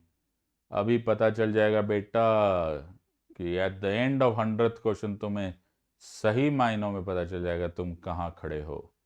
Alright, how much time to go sir? 22 seconds to go. Okay, you have 22 more seconds to go. Let us see the answers. Unlike in Britain and India, there is no provision for the constitution for the system of legal responsibility of a minister. All right, and your time is up. Sir, ये बहुत ही simple question की वजह से आपने answer दिया था. बिल्कुल सही बात है. Unlike in Britain, इंडिया में कहीं legal responsibility का concept नहीं है for the minister, and this is very very very important. The concept is correct. All right, so correct पूछा गया था. Question number 43. यार marks लिख रहे हो कि नहीं? +2 -1 0. With regards to concept of constitutional morality, hi, Dr. Ambedkar की याद आ गई. Topic very close to Dr. Ambedkar. You must know everything about this. Which amongst the following is true? Number 1, constitutional morality will lead to effective coordination between conflicting interests of different people and administrative cooperation to resolve them amicably. Social justice is a constituent of constitutional morality. It is defined expressly in Article 13 of the Constitution. It emerged from the philosophy of George Crotty, a Greek philosopher. 1 and 2 only, 1, 2 and 4 only, 1, 3 and 4, 1, 2, 3 and 4. बहुत याद आते हैं doctor Ambedkar. The movement constitutional morality याद आता है. बहुत ही बढ़िया सर. सोचो सोचो सोचो सोचो, फिर से सोचो. बहुत ही बढ़िया sir. Alright,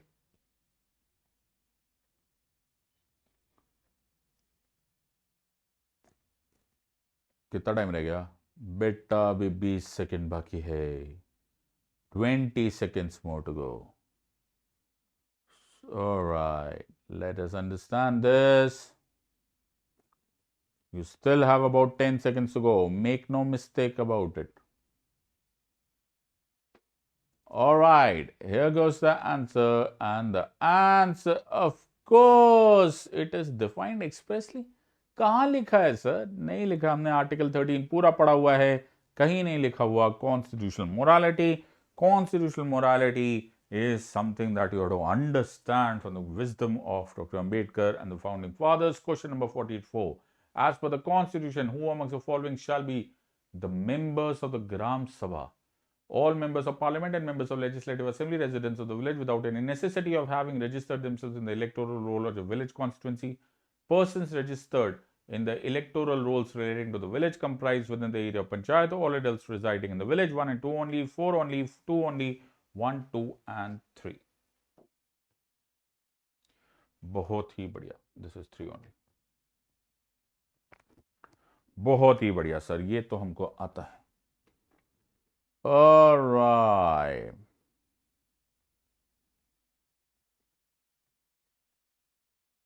As per the constitution, who amongst the following shall be members of the Gram Sabha?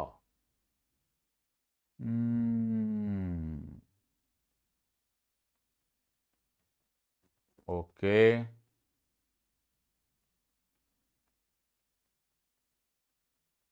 Let us have, you have 30 seconds to go.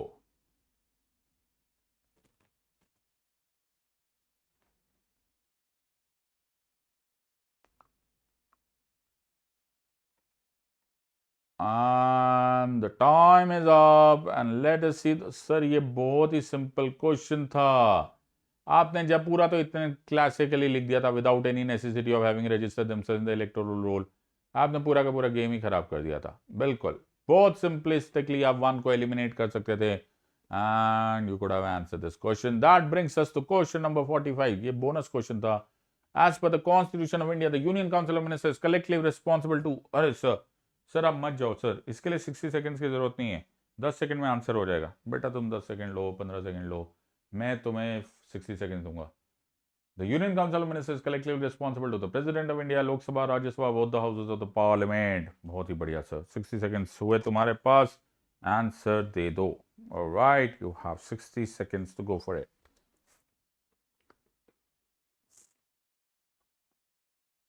All right. ये क्वेश्चन का आंसर गलत मत कर बैठना. एंड बोनस क्वेश्चन है ये, bonus question absolutely. And the time to answer is over. And of course sir इसका answer बहुत ही क्लियरली लिखा हुआ है. Union council ministers collectively responsible to the Lok Sabha. To the Lok Sabha. Lok Sabha सरकार लोकसभा में होती है. तो बेटा मैं एक बार रिमाइंड करा रहा हूं, +2 -1 0. Okay, we are fast approaching half way mark. तुम्हारे पास तुम्हारे marks honestly and diligently recorded होने चाहिए. With regards to the removal of the vice president of India, which of the following statement is true? Number 1, the motion to initiate the removal of the vice president of India must begin in the Rajya Sabha. 2, Rajya Sabha must pass this motion by simple majority. 3, the Lok Sabha need not be consulted for the removal of the Vice President of India. The Vice President of India cannot take part in any proceedings while the motion of his removal is being discussed in the House. 1 only, 1 and 4 only, 1, 3 and 4, 1, 2, 3 and 4. बहुत ही ज़्यादा बुद्धि का प्रयोग की ज़रूरत है. इसमें छोटे छोटे फाइन पॉइंट्स हैं, जिनको गलत किया गेम खत्म हो जाएगी. ऑलराइट सर, सोचते जो करना है करो. तुम्हारे पास 60 सेकेंड्स है.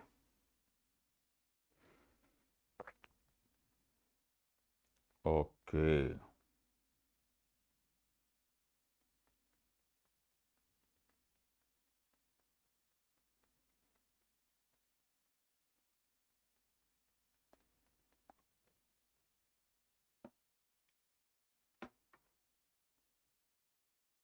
ऑलराइट सर, कितना टाइम रह गया बेटा? 20 seconds to go and your time starts. से क्वेश्चन ऐसा, आप तो 10 सेकंड में ही आंसर दे सकते थे. हम तो बेटा मुझे पूरा यकीन है. And your time is up. अरे सर बहुत ही सिंपल था, सारे में एक एक वर्ड की मिसिंग थी. एब्सोल्युटली आप लोकसभा को बिना कंसल्ट किए कर नहीं सकते थे. Rajya Sabha vice president has to be given advance notice and Rajya Sabha should pass it by absolute majority. बहुत ही सिंपल सा क्वेश्चन, और आपने जानबूझ के कंफ्यूज किया था। मैंने तुम्हें पहले ही बोला था, मैंने वार्निंग दी थी कि वर्ड्स बहुत ध्यान से देखना, कुछ मुश्किल नहीं है, लेकिन there are certain game play with words. Question number 47, which articles of the constitution allows the president to address one of both houses of the parliament? Article 86, article 87, both A and B, and article 71। बहुत सारे लोग मुझसे पूछते हैं कि sir constitution के articles याद करने हैं या नहीं करने। उसका जवाब ये सवाल है। सर सवाल का जवाब होता है? नहीं बेटा, कोई जवाब सवाल के फॉर्म में होता है। Alright, which articles of the Constitution allows the President to address one of both houses of the Parliament? The answer choices are 86, 87, both A and B, या फिर Article 74. You have 60 seconds to answer this question. Don't worry. और मेरी request है, insisting है, order है, direction है, requirement है कि गूगल अंकल से ना पूछा जाए। नहीं पूछेंगे सर, हम बड़ा ऑनेस्ट लोग हैं। ओके, मुझे पूरा यकीन है कि तुम बड़ा ऑनेस्ट हो तुम लोग। Alright, let us understand. You have about 20 seconds again to go.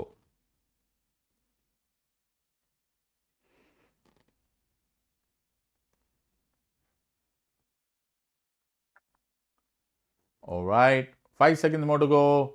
Get ready with the answer. चाहे comments में आंसर दो, चाहे नोटबुक में. And of course your answer is, sir ये हमें याद नहीं। अरे सर दोनों में है। Yes. Articles of the Constitution which allows the President to address one or both houses of Parliament is mentioned both in 86 and 87. एक special address है और एक joint address. Which of the following articles of the Constitution can be termed as essence of the parliamentary system of the government? Oh. Article 74 and 75, 77 and 78, 78 and 88, 1101, 112. कोई मुझसे पूछ तो नहीं रहा था कि आर्टिकल्स याद होने चाहिए कि नहीं होने चाहिए। चाहे आर्टिकल्स का नंबर याद रखो, चाहे आर्टिकल्स का एसेंस याद रखो, आइदर वेज तुम्हें आर्टिकल्स मालूम होने चाहिए।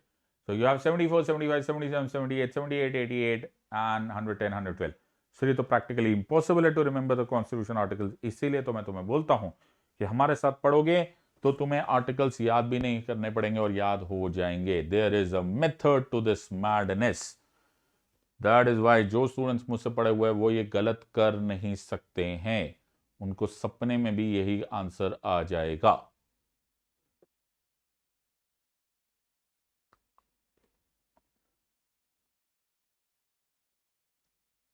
ऑलराइट, सो कितना टाइम रह गया बेटा? अभी 30 सेकेंड्स बाकी है। Go for the answer. Which of the following articles of the Constitution can be termed as the essence of the parliamentary system of government? And your time is up. Let us go with the answer. Article 74 and 75, जहाँ union council of ministers की बात हो रही है, as well as Article 75. These are the essences. This is the parliamentary system of the government, जहां पर सब कुछ बताया गया है, चाहे वो कलेक्टिव रिस्पॉन्सिबिलिटी है चाहे या नहीं। सर ये बड़े खतरनाक क्वेश्चन होते हैं। Assertion and reason. Assertion है, पहले ध्यान से पढ़ लो। Assertion, the form of oath of office and secrecy for the prime minister is different from the other union ministers. ये assertion है। Reason, the resignation of an incumbent prime minister automatically dissolves the council of ministers, while the resignation of other union ministers merely creates a vacancy. बड़ा मजा आता है। Assertion and reason are true. Reason is the correct explanation of assertion. A and R are true, but R is not the correct explanation. A is true, R is false. A is false, R is true. In questions के लिए तो मैं तुम्हें 2 minute भी दे सकता था, लेकिन मैं नहीं दूंगा। मैं 60 सेकेंड्स ही दूंगा। ओके, assertion and reason, पहले ध्यान से assertion पढ़ो, फिर reason पढ़ो, फिर तुम्हें कम से कम एलिमिनेशन करने में आसानी हो जाएगी। All right, let us see if you're able to answer this question properly. बहुत ही आनंददायक क्वेश्चन है सर ये। All right, here goes. You have 10 seconds more.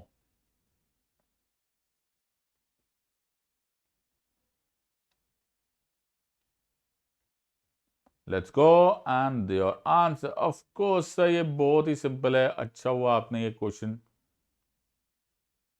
I'm sorry, बहुत ही सिंपल है sir. Assertion is false, but the reason is true. What? The answer is जो form of oath of office third schedule में दिया गया है, okay, with regards to the prime minister, वो same है with the ministers, it is the same. However, फिर भी ये मानना पड़ेगा that the prime minister is the captain of the ship. Once a prime minister resigns, the council of ministers finishes off. But if a minister resigns, it only has a vacancy. Beautiful position. इसीलिए हमारे पूरे parliamentary system को बोला ही prime ministerial form of government जाता है. Beautiful thing. You should understand this from in and out. Question number 50. In which of the following circumstances the Prime Minister of India cannot participate in a voting on a no confidence motion against his or her government? क्या बात कर रहे sir? Prime minister साहब part नहीं लेंगे? Number 1, he or she leads a coalition government. He or she has a minority in the Rajya Sabha. He or she is a member of the Rajya Sabha. He or she is forbidden by the Speaker of the Lok Sabha. क्या बात कर रहे हो sir? Prime minister साहब no confidence motion में part नहीं लेंगे? हद हो गई है. इसमें नन ऑफ द अबव भी चॉइस होनी चाहिए. नहीं बेटा, ऐसा कैसा? Alright, let us go, and this is halfway mark, my friends. You are at 50%. अगर अभी तक तुम टिके हुए हो तो कमाल हो यार. तुम लोग मान गया मैं तुम लोग को. अभी तक तो मान ही गया. ऑलराइट, लेट्स सी कितने लोग हमारे साथ रहते हैं और कितने लोग बेहोश होकर गिर जाते हैं. And let us see the answer. The answer over here is, अरे ऑब्वियस बात है सर, अगर वो राज्यसभा के मेंबर होंगे तो वो लोकसभा में वोटिंग नहीं कर सकते, और नो कॉन्फिडेंस मोशन तो लोकसभा में होता है. I hope everyone is good. Sir इस टाइम पर आप ब्रेक दे दो. हाँ बेटा मैं ब्रेक दे रहा हूँ. तुम्हारे पास 10 सेकंड का ब्रेक है. 10 सेकंड का? यस, 10 सेकंड में क्विकली अपने मार्क्स देख लो कि तुम कितने पानी में खड़े हो इस टाइम पर. कहीं डूब तो नहीं गए? ना ना ना ना ना, पक्का तो डूबना नहीं है my friends. We are in the second innings and we are at question number 51. Make sure less than 50 you are in danger. 50 to 80 okay. More than 80 maintain your position. You are heading to your manzil. Question number 51 coming your way. Consider the following statement. Number 1, the Prime Minister is the nominal executive authority. Number 2, Prime Minister is elected by the President. Select the incorrect statements. Only 1, only 2, both 1 and 2, none of these. मैं फिर तुम्हें याद दिला रहा हूं, यहां incorrect statement पूछी गई है.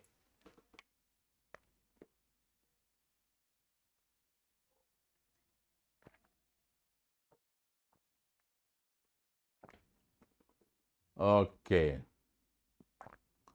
Only 1, only 2. इनकरेक्ट बताओ. बहुत ही सिंपल क्वेश्चन की वजह से सर आप ना जल्दी से पोल ऑन कर दो ना. पोल तो टाइम से ही ऑन होगा. Okay, let us have this. तुम्हें एक आदत सीखनी पड़ेगी to slow down your brain. जब ब्रेन स्लो होता है ना तब ग्लो करता है. व्हाट? यस, तुम्हारे ब्रेन के असली चमक तब आती है जब वो स्लो डाउन होता है. स्लो करो तुम्हारे ब्रेन को. Alright, let us go with the answer. Sir हो गया, टाइम हो गया. सर ये हमको आता था. इतना सिंपल क्वेश्चन सर, कैसी बात है? प्राइम मिनिस्टर साहब, प्रेसिडेंट साहब इलेक्ट करेंगे? हद हो गई. और नॉमिनल थोड़ा है, रियल हेड एग्जीक्यूटिव है. बिल्कुल सही बात है. बोनस क्वेश्चन था ना एक्चुअली. इनिंग्स दूसरी स्टार्ट हुई ना तो मैंने सोचा इजी क्वेश्चन भी दो. Alright, question number 52 coming. If the prime minister resigns then number 1, the president also has to resign. The whole council of ministers collapses. He has to give his resignation to the president. Select the correct statements. 1 and 2, 2 and 3, 1 and 3, 1, 2 and 3. ये question थोड़े से simple है बेटा. मेरा तो काम सिर्फ diagnosis करना है ना. ओके, अभी भी कोई गलत करेगा क्या सर? कर तो सकते ही है गलत. गलत करने में क्या जा रहा है? इस टाइम तक तुम्हारा ब्रेन थकने लगा होगा. यहीं पर टेस्ट होता है, यहीं पर प्रेशर बनता है, यहीं करेक्ट आंसर्स होने चाहिए. Alright, let us go with the answer. नहीं बेटा, अभी 15 सेकंड बाकी है. ओहो, you are a stickler for rule sir. इतना टाइम नहीं होना चाहिए. होना चाहिए बेटा. If the brain is slow then it will glow. Alright, let us go with the answer. Of course sir इसमें जो पहली वाली चॉइस है ना, कमाल थी वैसे, मतलब हद हो गई, इतना भी गलत चॉइस थोड़ा ना कोई दे देता है। मतलब प्राइम मिनिस्टर रिजाइन करेंगे, प्रेसिडेंट साहब भी रिजाइन कर देंगे, एक के साथ एक फ्री है, कैसी बातें कर रहे हो सर, ये तो हमें आता ही था। सो you have question number 52 done. You have question number 53 coming your way. Consider the following statements. Number 1, the Prime Minister recommends the members for Council of Ministers to the President. Number 2, in case of any dispute regarding a matter between the Minister and the Prime Minister, the Minister has to yield. Only 1, only 2, both 1 and 2, या none of the above. अभी तुम्हें कुछ एक और example समझ में आ जाएगा। Example ये समझ में आ जाएगा कि कहीं कहीं तुम्हें अच्छी इंग्लिश लैंग्वेज भी आनी चाहिए, और यही मैं सब लोगों को बोलता हूं, अपनी लैंग्वेज ठीक करो, एग्जाम पास होनी है ना, बिल्कुल। तो you should need to do whatever is required to be done should be done. Okay, कोई प्रॉब्लम ही नहीं है sir. Consider the following statements, you have 30 seconds to go with this. अभी 30 सेकेंड बाकी है। सर ये ना थोड़े बहुत इंग्लिश वर्ड्स हमें कंफ्यूज कर देते। मैंने सब लोगों को पहले ही बोला हुआ है अपनी इंग्लिश लैंग्वेज इंप्रूव करो। मैंने बहुत सारे तरीके बताए हुए प्लस क्लासेस में, how to improve your English language. Make sure that you follow this. You have 10 more seconds to go with the answer.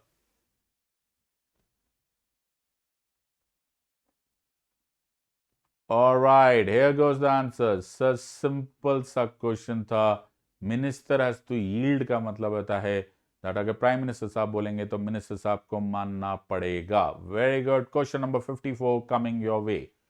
Which is the most powerful committee to decide on matters of national and international policy for India? By the way, ये पिछली बार थोड़ा fast हो गया था, ये सी था answer 53 का। Okay, so which is the most powerful committee to decide on matters of national and international policy for India? Sir ये हमें मालूम है, cabinet committee on political affairs, B cabinet committee on economic affairs, C appointments committee, D none of the above. ओहो sir ये बड़ा परेशानी वाली बात होगी, सारी कमिटीज याद करनी पड़ती है, सारी कमिटीज याद करनी पड़ती है। Parliamentary committees, cabinet committees are very important part of your exam.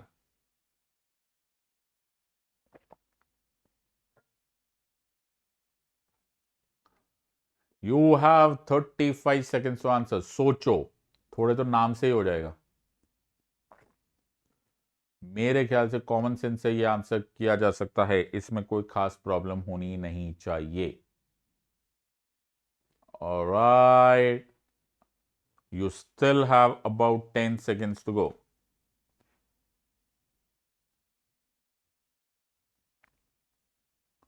All right.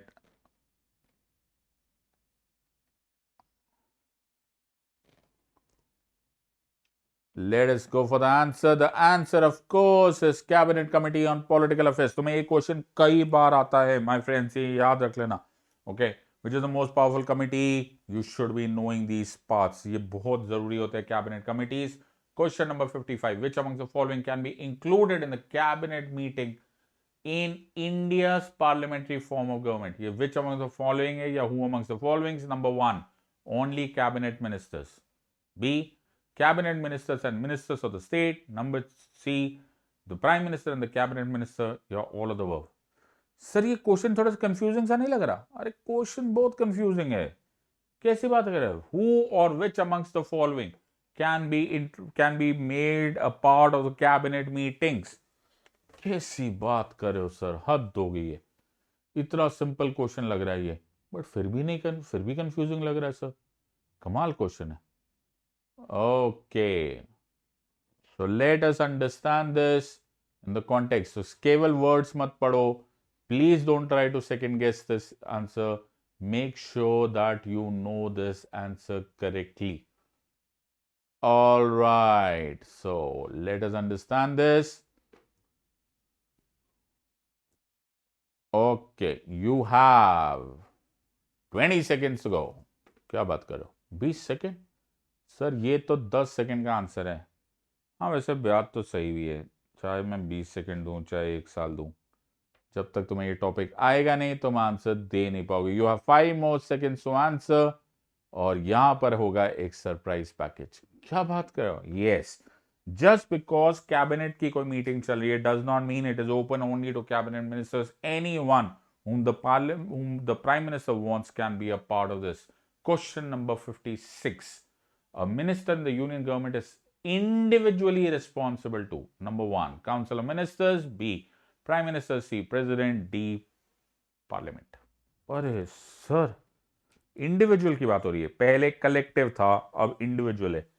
Sir आप तो सारे टॉपिक्स पूछे जा रहे हो. बेटा डायग्नोसिस है ना, पूरी बॉडी की डायग्नोसिस चल रही है. सो इट इज पूरी बॉडी की डायग्नोसिस. सो सब कुछ पूछा जाएगा. Okay, head to toe, no problem sir. Alright, कितना टाइम रह गया है? अभी तो शुरू हुई है कहानी बेटा, अभी 32 सेकेंड्स बाकी है.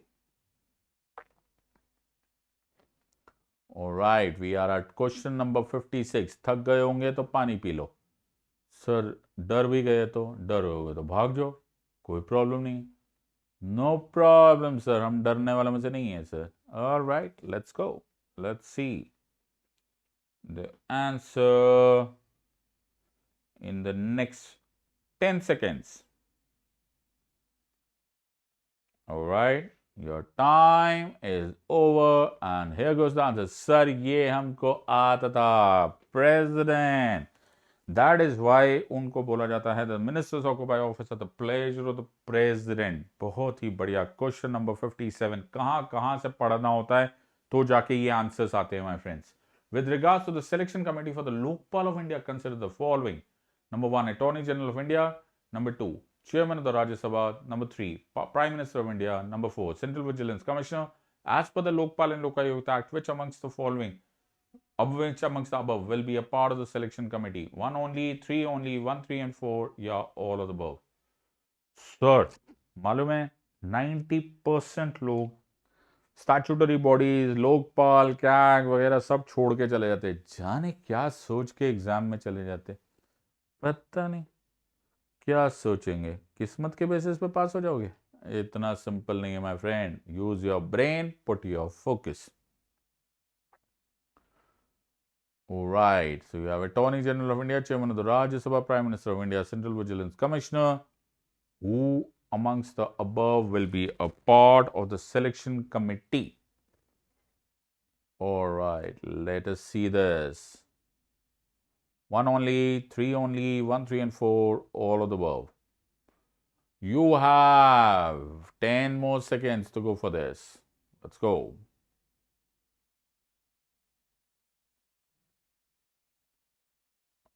Here we go with the answers. Sir ये बहुत ही सिंपल क्वेश्चन होने की वजह से आपने हमें अननेसेसरली कंफ्यूज किया. It is only the prime minister of India. बिल्कुल सही बात थी सर, आपने ऐसे कंफ्यूज कर दिया हम लोग को. So this is not the context. आप सर आपने ऐसे टेंशन दे दिया हमको. An unwritten constitution is called as an uncodified constitution. मालूम है तुम्हें? Actually speaking तो इसी क्वेश्चन पर एक मेंस का आंसर बन सकता है. बिल्कुल. An unwritten constitution is called as an uncodified constitution. So what are the advantages of an uncodified constitution? ऐसे करके.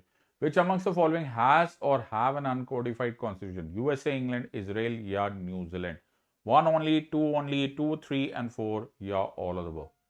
क्या बात कर रहे हो सर? ये ऐसे हर कंट्री के हमें कॉन्स्टिट्यूशन पढ़ना पड़ेगा? बेटा कुछ क्लासिकल एग्जांपल्स तो तुम्हें मालूम ही होने चाहिए. All right, an unwritten constitution is called as an uncodified constitution. Which amongst the following has or have an uncodified constitution? 1 only, 2 only, 2, 3 and 4 या all of the above. Sir ये इतना simple question आप पूछ लेते हो, फिर आप बोलोगे डायग्नोसिस कर रहे. बताओ, हमें नहीं आता ये सब? आई एम श्योर तुम्हें आता है. You have about 20 seconds to answer this question.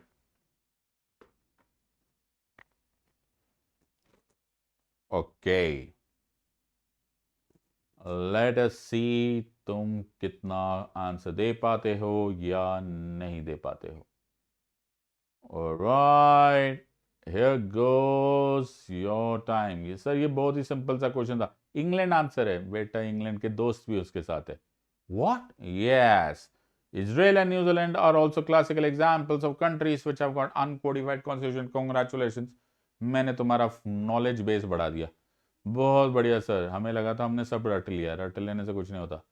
अब इस क्वेश्चन को करने की कोशिश करो. It is a maths based question. Maths based question, yes, mathematics. Okay, so formula निकाल लेना.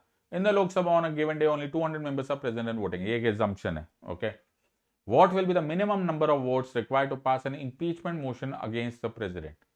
101, 134, 364, 273.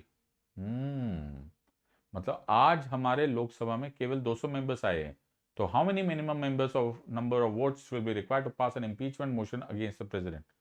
ओहो सर, मैथ्स करना पड़ता है. करो. मैथ्स तो हमें आता था, अभी अचानक भूले भूले से लग रहे. No problem. अच्छा, 200 मेंबर्स है. आ गया सर, हमें आंसर आ गया तो 30 सेकेंड्स में आंसर दे देना. You have 30 seconds to answer this question. Alright.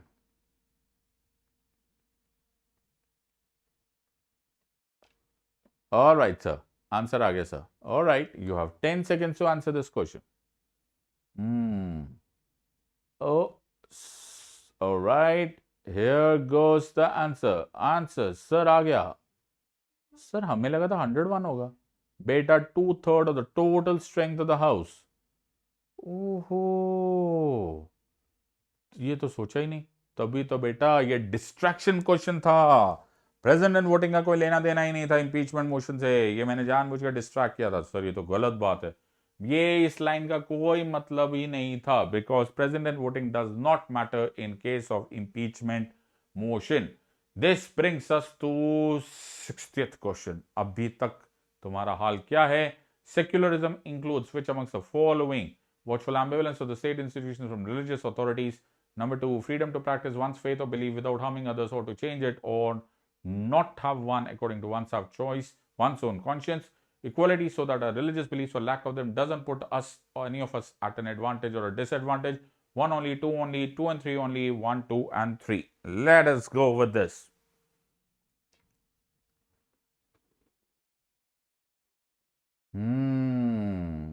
So secularism पे बड़े क्वेश्चंस आते, फिर भी हम कंफ्यूज हो जाते. हाँ बेटा, इसलिए हमने अपनी क्लास में 2-2, 3-3 घंटे सिर्फ सेक्युलरिज्म पर डाले हैं. This is in order for us to understand the real essence of secularism.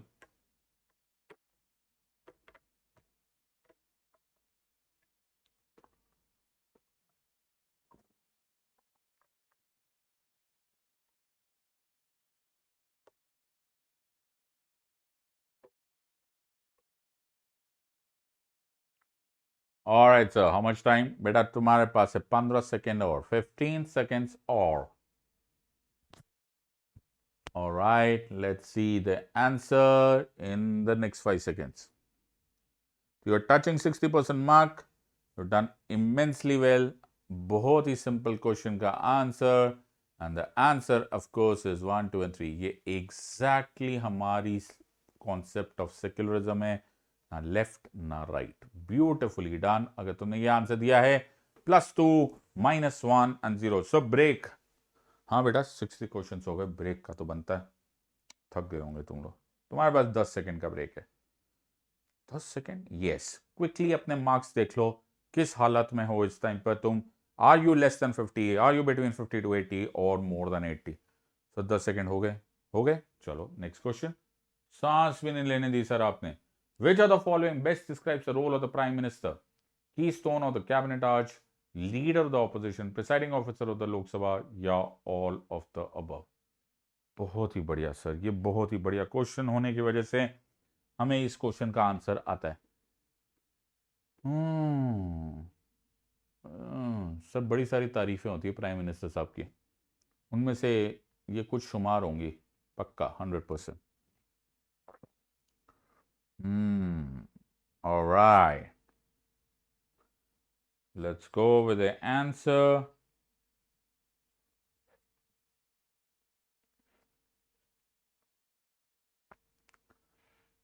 तो कितना टाइम रह गया बेटा? अभी 15 सेकेंड बाकी है. Make sure that you give this answer correct. ये बोनस क्वेश्चन है. हर टाइम जब ऐसा क्वेश्चन हो जाता है ना, जब 50, 60, 40, 30, 70, तो अगला क्वेश्चन मैं सिंपल पूछता हूँ. All right, here goes the answer. Sir इसको तो मत ही बताओ, हमें सब मालूम था keystone of the cabinet arch is the answer. He is the boss of the cabinet. Beautiful answering. Question number 62 coming your way. The following is a crucial requirement for occupying the office of the Prime Minister as per the Constitution of India. Acha. The following is a crucial requirement for occupying the office of the Prime Minister as per the Constitution of India. Number 1. A. Should be a member of the Lok Sabha. B. Should at least be 35 years of age. C. Both A and B. D. None of the above. Sir ये question तो बड़ा simple सा लग रहा है. आप इतने simple question देते नहीं हो. नहीं बेटा, सिंपल है. कैसी बात कर रहे हो? मैं भी तो सिंपल क्वेश्चन पूछता हूँ कभी कभी. Alright, let us see this. The following is a crucial requirement for occupying the office of the Prime Minister as per the Constitution of India. Should be a member of the Lok Sabha, should be at least 35 years of age, both A and B, या none of the above. Let us go with the answer. Sir हमें answer आ गया. Answer आने से कुछ नहीं होता बेटा. 15 सेकेंड और बाकी है तुम्हारे पास. सोचो सोचो सोचो सोचो सोचो सोचो सोचो सोचो सोच लिया sir. Alright, here goes the answer. Sir, ये दोनों ही गेम थी. Very good. So Manmohan Singh Saab is a classical example. He is not a member of the Lok Sabha. We knew this, and the minimum age that you should be would be 25 years of age. Beautiful answer. Question number 63. Which of the following is true about a no confidence motion in the parliament? Must be moved only in the Lok Sabha. Sir, ये no confidence motion पे आप तीसरा question पूछ रहे हो. Emotional हूँ. No confidence motion, emotional question है. Okay, पूछ लेते. Must be moved only in the Lok Sabha. B. If it carries, then the entire Council of Ministers resigns. C. Political parties can issue whip while voting in no confidence motion. All of the above. ओहो, तंग आ गए sir हम. कितने questions no confidence motion पे. अब तुम्हें समझ में आ गया होगा कि नो कॉन्फिडेंस मोशन कितना इंपॉर्टेंट है. बहुत बढ़िया. Which of the following is true about a no confidence motion in the parliament? Must be moved only in the Lok Sabha if it carries and the entire council of ministers resigns. Political parties can issue whip while voting in a no confidence motion. Yeah, all of the above. कितना time रह गया sir? बेटा अभी 20 second बाकी है. 20 second में तो बहुत कुछ हो सकता है. Alright, let us go with the answer. In 5 seconds from now. Sir ये क्वेश्चन ना सर हम अब गलत कर नहीं सकते. Absolutely correctly. In fact, the issue of whip in no confidence motion is a very classical case of losing of essence of no confidence motion. इसको हमने बहुत अच्छी तरह से क्लास में डिस्कस किया हुआ है. Question number 64. Which specialized security agency looks after the security of the Prime Minister and his family? Sir ये हमने देखे हुई है. SPG, NIA, CBI या Delhi police. Very good. For जो नादान परिंदे हैं जिनको आइडिया नहीं है, SPG special protection group, NIA national investigative agency, CBI central bureau of investigation, D is Delhi police. Okay, no problem. So which specialized security agency looks after the security of the Prime Minister and his family? अभी बीच में बहुत ज़्यादा dispute में था. Alright, so you should be knowing this in and out. Okay, sir. So poll on कर देते. वो खत्म हो गया हमारा. आंसर हो गया हमारा. क्या करें सर? आप आंसर बता दो. बेटा अभी 20 seconds और है. You still have about 20 seconds more to go and I'm sure तुम आंसर ठीक से दे दोगे. Alright, let us see this answer. And the answer over here is, sir, yes. वो जो बिल्कुल elite, the best of the best commandos तुम्हें दिखाई देते हैं, टीवी पे दिखाई दिया होगा, वो होते हैं द स्पेशल प्रोटेक्शन ग्रुप के और the SPG. Question number 65. Which of the following article inserted in the Constitution attempted to immunize the elections of the Prime Minister and the Speaker of the Lok Sabha from judicial review? Article 329A, 31B, 310, 21A. इस question का जवाब देने के लिए तुम्हें थोड़ा बहुत इतिहास मालूम होना चाहिए. हिंदुस्तान की तारीख तुम्हें मालूम होनी चाहिए कि ये कब हुआ था, क्या हुआ था, क्या हुआ था. और मैंने मेरे जो स्टूडेंट्स को पढ़ाया हुआ है, बेटा तुम ये गलत कर नहीं सकते. ओके, तुम्हें ये क्वेश्चन का आंसर पूरी तरह से मालूम है. I M 1100% sure on this part. Late us see this. which of the following articles inserted in the Constitution attempted to immunize the elections of the Prime Minister and the Speaker of the Lok Sabha from judicial review?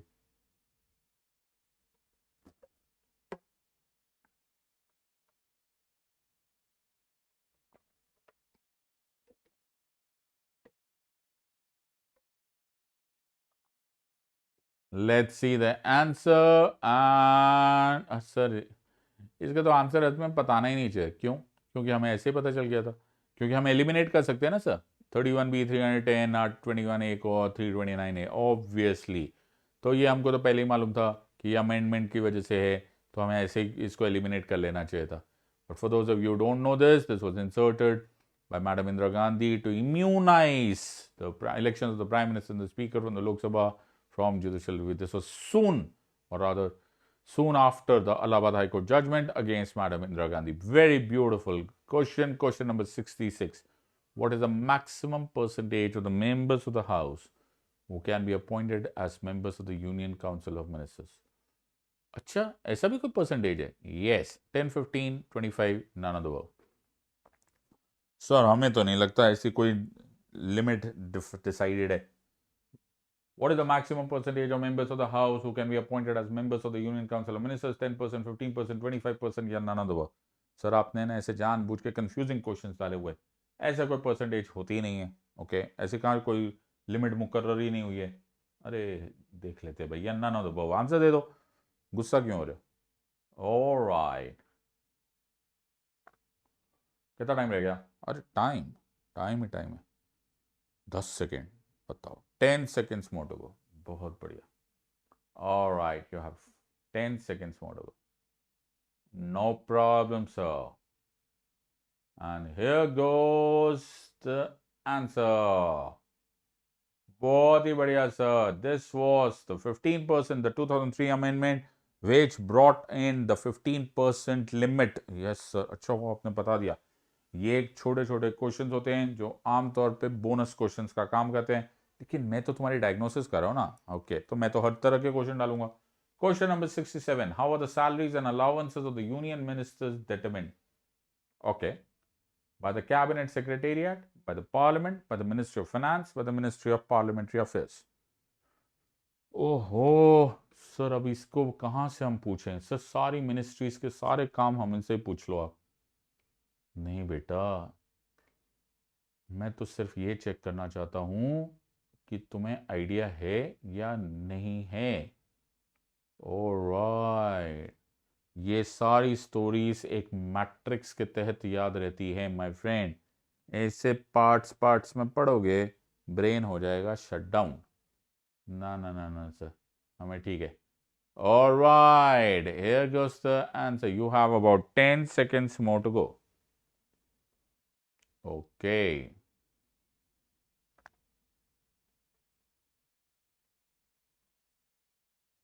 Let us see the answer, and your time is up. Obviously, sir, it is by the parliament. Obviously, so simple. बाकी सब घुमाने की बातें थी.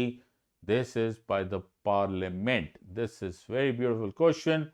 Question number 68 coming your way. According to Article 74 of the Constitution, which of the following statements related to advice tendered by the ministers to the president would be correct? मैं तुम्हें थोड़ी सी help करना चाहता हूँ. ओके, हेल्प करो sir. करो. Correct पूछा गया, यही हेल्प करना है. चलो सर, ठीक है. Number 1, it shall not be inquired into any court. It can be inquired into in the Supreme Court. It can be inquired into in all the courts. It cannot be inquired into in the high courts. Sir ये इतनी language twisty टर्नी language है. थोड़ा सा time दे दो. ले लो बेटा, 60 seconds तुम्हारे हुए. ओके.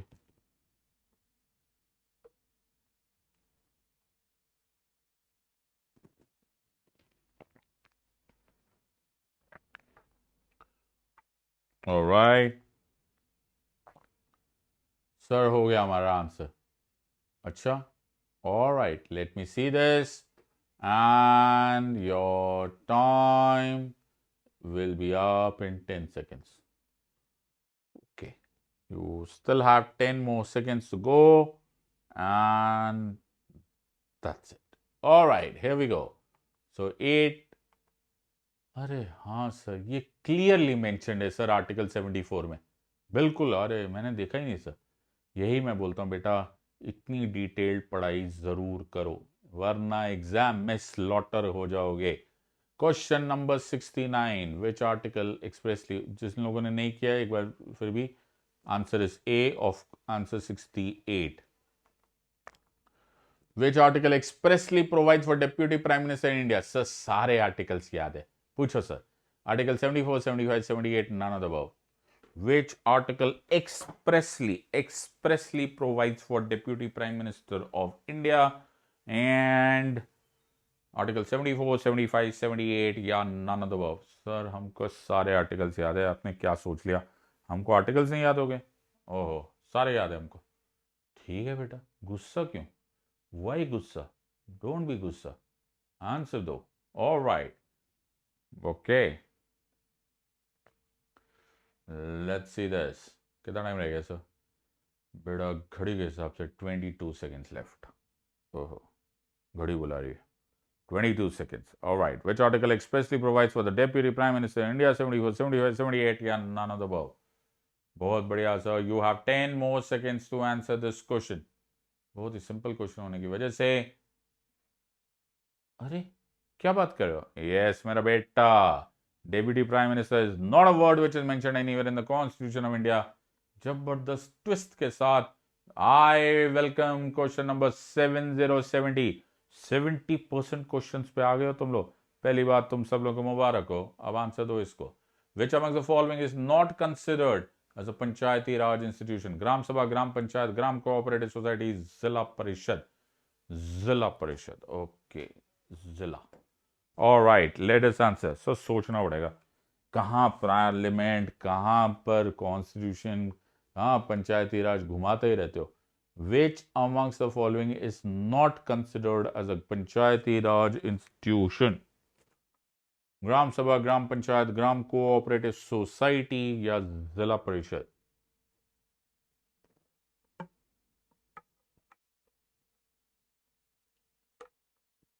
ओके, और इसी क्वेश्चन के साथ हम पहुंच गए हैं 70th क्वेश्चन पर। तुमने काफी लंबा रास्ता क्रॉस कर लिया है और हम इसका आंसर रिवील करते हैं। Answer of course is gram cooperative society. हद हो गई सर, ये हमें आता नहीं था सर। 70 क्वेश्चन हो गए सर, 70 मिनट। अरे 70 मिनट तो शाहरुख खान साहब बोलते थे। 70 मिनट से हम बैठे हुए सर, थक गए सर। अच्छा ब्रेक ले लो बेटा, ब्रेक ले लो। तुम्हें क्या लगता है 10 सेकंड का तुम्हारे पास ब्रेक है? Okay 10 second, yes. एक बार पोल देख लो, अपने मार्क्स देख लो, कितना तुम्हारा स्कोर आ रहा है, ये तुम्हें अंदाजा हो जाना चाहिए। Where do you stand? Are you less than 50, 50 to 80 और मोर देन 80? ओके, सांस ले ली। 10 सेकंड हो गए। हाँ सब break, no break. Question number 71 coming your way. Which among the following committee is known for recommending a 3-tier Panchayati Raj system in India? Balwant Rai Mehta committee, Ashok Mehta committee, Punchhi commission, Sarkaria commission. लो sir, अब commissions भी याद करने पड़ेंगे बेटा। कमीशंस, कमिटीज, ये जरूर याद करके जाना। Very integral part of your exam preparation. Which amongst the following committee is known for recommending a 3-tier Panchayati Raj system in India? Balwant Rai Mehta committee, Ashok Mehta committee, Punchhi commission, Sarkaria commission. Okay okay okay okay okay okay sir, ये सब याद रखना पड़ता है बेटा, ये सब जरूर याद रखना पड़ता है। ओके ऑलराइट, ठीक है सर, ठीक, no problem. Let's go let's go let's go let's go let's go let's go let's go let's go. कितना टाइम रह गया बेटा? अभी 15 सेकेंड बाकी है तुम्हारे पास। 15 सेकेंड में तो बहुत कुछ हो सकता है।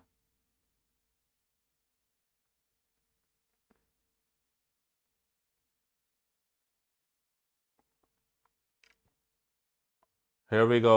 All right, let us see the answer. Sir ये हमको है ना पहले से आता था। वो पहली कमेटी जो थी ना, बलवंत राय मेहता कमेटी, उसी ने रेकमेंड किया था। बिल्कुल सही बात है। और इसी हिसाब से अपना जरा हिसाब किताब रखना, +2 -1 0। Question number 72. With reference to the funds under Members of Parliament Local Area Development Scheme, which of the following statement is or are correct? Oh, MP Labs fund must be used to create durable assets like physical infrastructure for health, education, etc. 2. A specified portion of each MP's fund must benefit SC/ST populations. 3. MP Labs funds are sanctioned on yearly basis and the unused funds cannot be carried forward to the next year. District authority must inspect at least 10% of all works under implementation every year. 1 and 2 only, 3 and 4 only, 1, 2 and 3 only, 1, 2 and 4. Okay sir, कहाँ से question आ रहे, कहाँ से question आ रहे sir, चक्कर आ रही है। Alright, कितना टाइम रह गया सर? बेटा दिल तो मुझे कर रहा है कि मैं तुम्हें 2 मिनट दूं, लेकिन मैं तुम्हें सिर्फ 25 सेकंड दे सकता हूं। Okay, question number 72 and you have about 15 seconds more to go. All right, you have about 5 seconds more to go and your time is up. Sir, ये क्वेश्चन, अरे वाह, it can be carried forward to the next year. बहुत ही बढ़िया question. Question number 73 coming your way. Which amongst the following committees propose the term democratic decentralization with regards to Panchayati Raj institutions? Sir ये line ना आपने रटवा दी है sir, हमको बताओ, हमें यह आती है? बलवंत राय मेहता कमेटी, अशोक मेहता कमेटी, पंचवी कमीशन या सरकार या कमीशन? सर ये क्वेश्चन आपने इतने बार पूछा है क्लास में, तंग कर दिया आपने। हमें आता है सर, आता है, ठीक है। तुम्हारे पास 35 सेकेंड्स है। क्या बात कर रहे हो सर, 35 सेकेंड्स फिर भी?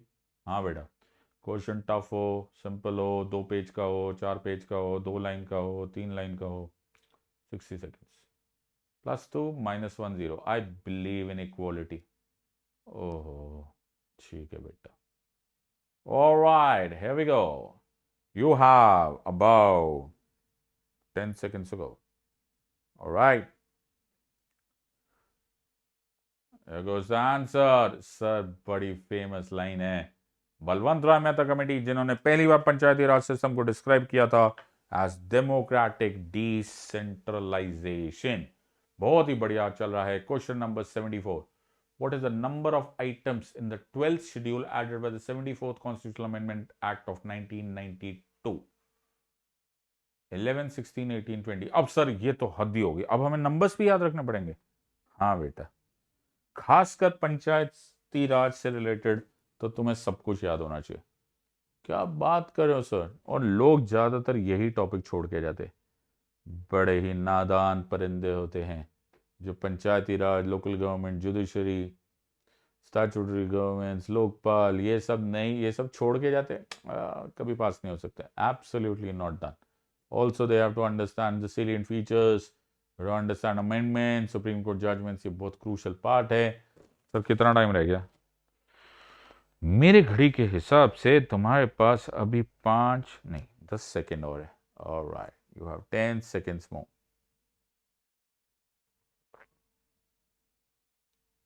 Alright, let us see the answer now. Sir ये बहुत ही सिंपल आंसर है। Answer here is 18. तो 12th schedule, which is dealing with the municipalities, which was added by the 74th amendment, answer is C, that is 18. तो बहुत ही simple सा काम करना है तुम लोगों ने, वो है +2 -1 0। सर ये सेम क्वेश्चन दोबारा आ गया? नहीं बेटा, गौर फरमाओ, पिछली बार था 12th शेड्यूल, इस टाइम है 11th शेड्यूल। सर आपने चक्कर गिरा के ना गिरा दोगे हमको। नहीं बेटा, तुम 3/4 मार्क पे आ गए हो। स्माइल। ओहो, यहां से मसूरी दिखने लग गया होगा। What is the number of items in the 11th schedule added by the 73rd constitutional amendment act? 11, 16, 18 and 29। बहुत बड़े सर, हम 3/4 लेवल तक आ गए हैं। हिम्मत हिम्मत, कदम से कदम बढ़ाए जाओ। बहुत ही बड़ा, बहुत बढ़िया सर ये क्वेश्चन हमें पक्का आता है, पिछली बार 18 था, इस टाइम 9 के टेबल से होना चाहिए। अच्छा, मतलब तुम ज़रूरत से ज़्यादा दिमाग नहीं लगा रहे हो? नहीं नहीं, ठीक है सर, आंसर आना चाहिए, मतलब बिल्कुल आंसर आना चाहिए, ऐसे नहीं गलत वलत गेस वेस नहीं करना है। ऑल राइट, बिकॉज याद रखना +2 है, -1 है और 0 भी है। ऑल राइट, अगर अटेम्प्ट नहीं करने का मन करे छोड़ दो, कोई टेंशन नहीं है, and your time is up. Sir इसका आंसर 29 है, बहुत ही बढ़िया। ये पॉइंट आया है जहां पर तुम्हें अब तक थोड़ा बहुत रियलाइज होने लगा होगा कि ये एग्जाम की प्रिपरेशन ऐसे रैंडम पॉलिटी गवर्नेंस आईआर के फैक्ट्स याद करके नहीं होने वाली। Make sure that you have a structure. और तुम साथ में देख लेना, मैं तो यहाँ पर दे रहा हूँ ना, I am trying to ask as many tough question. जो स्टूडेंट्स मुझसे पढ़े हुए हैं ना, वो लोग इस क्वेश्चन को बड़े बड़े इजीली आंसर दे रहे होंगे। There is a pattern, there is a method to this madness. Question number 76, we are entering the last 1/4। I am sure तुम थक गए होंगे, but I love people who are tired. What? Yes, tired होने के बाद ही brain shine करता है। Which amongst the following is true with regards to DPSP in the Constitution of India? Number 1, justiciable in nature. Number 2, enforceable through the court of law. Number 3, aims at establishing socio-economic democracy. 1 and 2 only, 1, 2 and 3, 1 and 3 only, या 3 only. तो यहाँ पर ही choices समझ लो। Okay, थोड़ा सा formatting का problem है। तो this is choice number B, okay, that is B, and this is D. Very good. तो 1 and 2 only, 1, 2 and 3, 1 and 3 only, 3 only। बहुत ही सिंपल क्वेश्चन है सर, कोई टेंशन नहीं है। हमको ये क्वेश्चन सब पहले से आते थे, मुझे पहले ही मालूम है, बट क्या करूं, मेरा दिल ही कुछ ऐसा है। अभी 20 सेकंड बाकी है। You have 20 seconds more to go. थक तो नहीं गए? बुरी तरह से थक गए? कोई फर्क नहीं पड़ता, सानू की फर्क पैंदा है, no problem. Which amongst the following is true with regards to DPSP in the Constitution of India? 1 and 2 only, 1, 2 and 3, 1 and 3 only, 3 only. Very good, sir.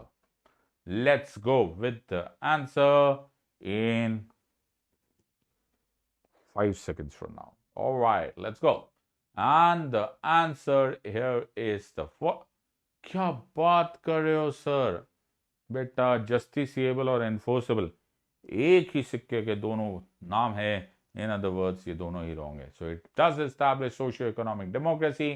Question number 77। अरे सर ये क्या है? A college student desires to get elected to the municipal council of a city. Okay, to the municipal council of a city. Okay, ये 2 बार आ गया।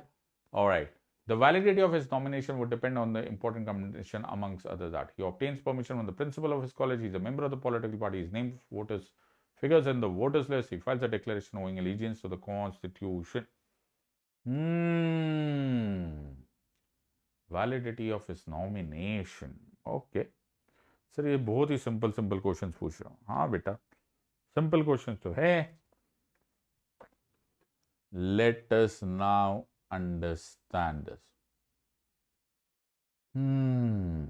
All right, you have about 20 seconds to answer this question. Let's go. Okay, कोई problem नहीं sir.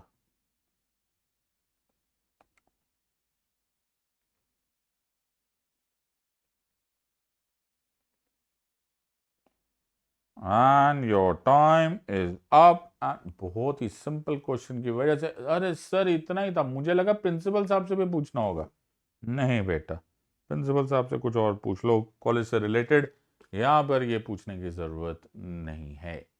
Let's go to question number 78. If a panchayat is dissolved, elections are to be held within. अरे sir ये हमको मुंह जुबानी याद है। 1 month, 3 months, 6 months, 1 year। लो sir, 1 महीने से ज्यादा क्या इंतजार करना? व्हाट? नहीं सर, हम तो गेस कर रहे थे। If a panchayat is dissolved, elections are to be held within 1 month, 3 months, 6 months या फिर 1 year। बहुत ही अत्यंत आसान प्रश्न सर, अत्यंत आसान प्रश्न। देखते हैं। All right, you still have about 22 seconds to go. If a panchayat is dissolved, elections are to be held within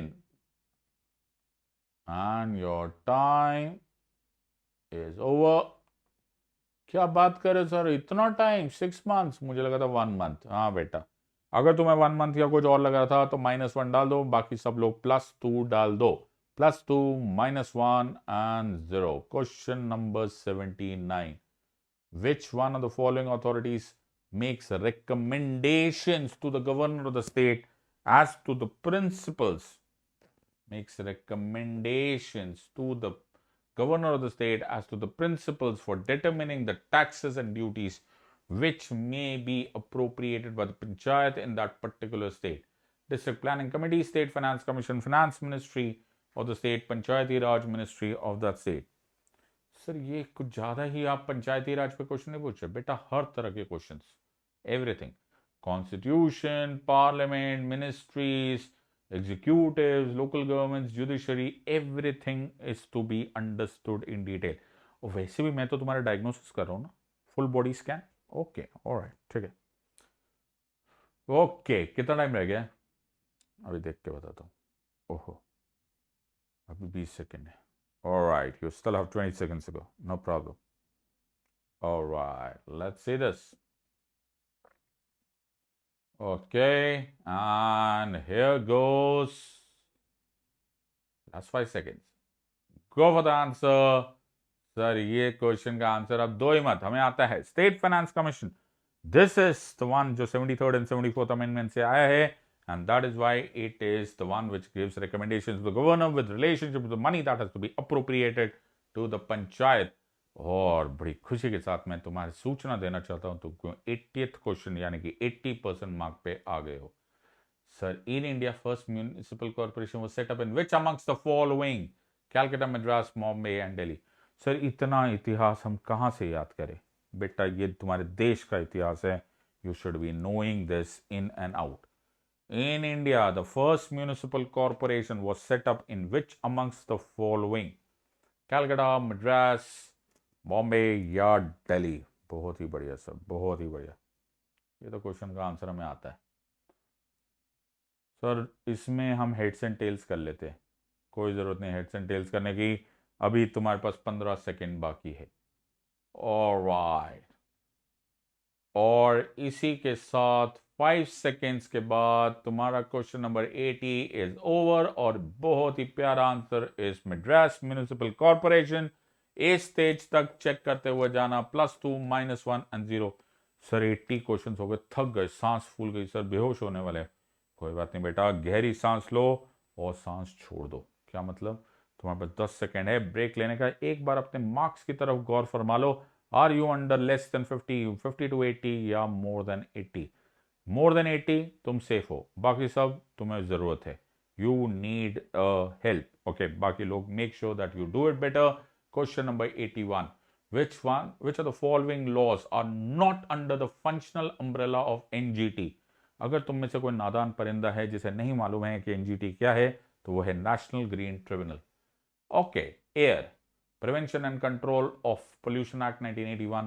Water, Prevention and Control of Pollution Act 1981. It is not 1981, 1974 है ये। And Environmental Protection Act of 1986 and Wildlife Protection Act of 1972। Sir not under है, not under तो फिर all of the above भी होना चाहिए। भूल गया हूँ बेटा, पर तुम इसी में से काम चला लो आज के लिए। ओके, ठीक है सर, और ठीक है सर, सारे करेक्ट आने वाले सर हमारे, पता नहीं कितने आपने डायग्नोसिस के लिए। वी आर फाइटिंग फिट है सर हम। टाइम टाइम अभी 15 सेकंड बाकी है, तुम्हारे पास चिंता की कोई जरूरत नहीं। ऑलराइट सर, हमें कुछ याद आया। क्या याद आया? मेरे चेहरे पे स्माइल आ गई आंसर देते देते। 5 सेकंड्स में आंसर दो और your time is over. Sir याद आ गया, वाइल्ड लाइफ प्रोटेक्शन एक्ट 1972। हुड हुड दबंग दबंग is not under NGT. All right, absolutely beautiful, sir. Absolutely. Question number 82. Local self-government can be best explained as an exercise in federalism, democratic decentralization, administrative delegation, direct democracy. Sir अब ये सब भी हमारे ऊपर ही छोड़ दोगे सर? बेस्ट एक्सप्लेन, या आप ही एक्सप्लेन कर लो। नहीं बेटा, कभी कभी ऐसे क्वेश्चंस आ जाते हैं, इमोशनल क्वेश्चन चाहिए। ऑलराइट, मेरा काम है तुम्हें डायग्नोस करना, मैं तुम्हें हर तरीके से डायग्नोस कर रहा हूँ कि तुम स्विमिंग पूल में गिरते हो तो कैसे रिएक्ट करते हो, गर्मी लगती है तो कैसे रिएक्ट करते हो, सर्दी लगती है तो कैसे रिएक्ट करते हो, जब तुम सपनों की दुनिया में होते हो तब कैसे रिएक्ट करते हो। ऑलराइट, ठीक है सर, कितना टाइम रह गया बेटा? टाइम टाइम तो ठीक है, नहीं सर ठीक तो है, लेकिन कितना टाइम रह गया? 10 second. You have 10 seconds to go. Alright, let's see this. Alright, time is over. Sir आप एक और बार ये नाम बोलोगे ना तो हम बेहोश हो जाएंगे।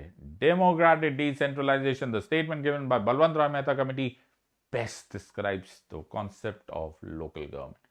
Question number 83, with reference to the Gram Nyayalaya act, Gram Nyayalaya act, which of the following statement is और आर करेक्ट? अब सर पता हो, ग्राम न्यायालय एक्ट भी पढ़ना पड़ेगा? हाँ बेटा। अच्छा, as per the Gram Nyalaya Act, Gram Nyayalayas can hear only civil cases and not criminal cases. Number 2, the Act allows local social activists as mediators and reconciliators. Select the correct answer using the code given below. 1 only, 2 only, both 1, neither 1 nor 2. Both 1 and 2, and neither 1 nor 2. All right, both 1 and 2 and neither 1 nor 2. All right.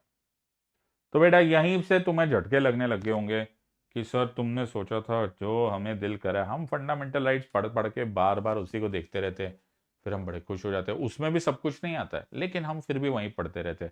कभी कभी दिल करता है fundamental duties भी पढ़ लेते, कभी कभी हम मूड में आ जाता है तो थोड़ा बहुत प्रियम्बल देख लेते। बेटा इश्क के इम्तिहान और भी है, ये ऐसे पढ़ते हैं my friend.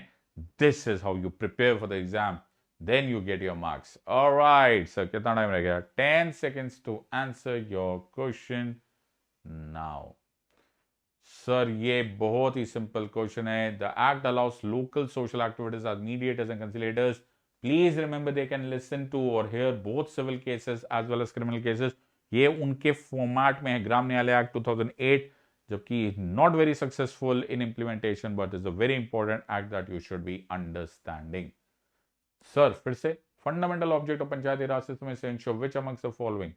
People's participation in development, political accountability, democratic decentralization, financial mobilization. 1, 2 and 3, 2 and 4, 1 and 3 only, 1, 2, 3 and 4. अब तुम्हें रियलाइज हो रहा है कुछ क्या कि पिछले कुछ क्वेश्चंस मैंने पूछे? यस, और मैंने तुम्हें एक चीज रटवाई, और ये क्वेश्चन पिछले साल का, इस साल का actually prelims question. What? Yes, ऐसे पढ़ते हैं polity my friends. Exam can be guessed, if even can not be guessed, you can be prepared in such a way कि सारा सरप्राइज एलिमेंट यूपीएससी का खत्म हो जाए, exactly from the prelims my friends. Okay, so you should be knowing this. और यही word मैंने तुम्हें कितने बार इन क्वेश्चंस में पूछ लिया है, ऐसे पढ़ते हैं पॉलिटी, ऐसे बनाए जाते हैं civil servants. Alright, let's see this.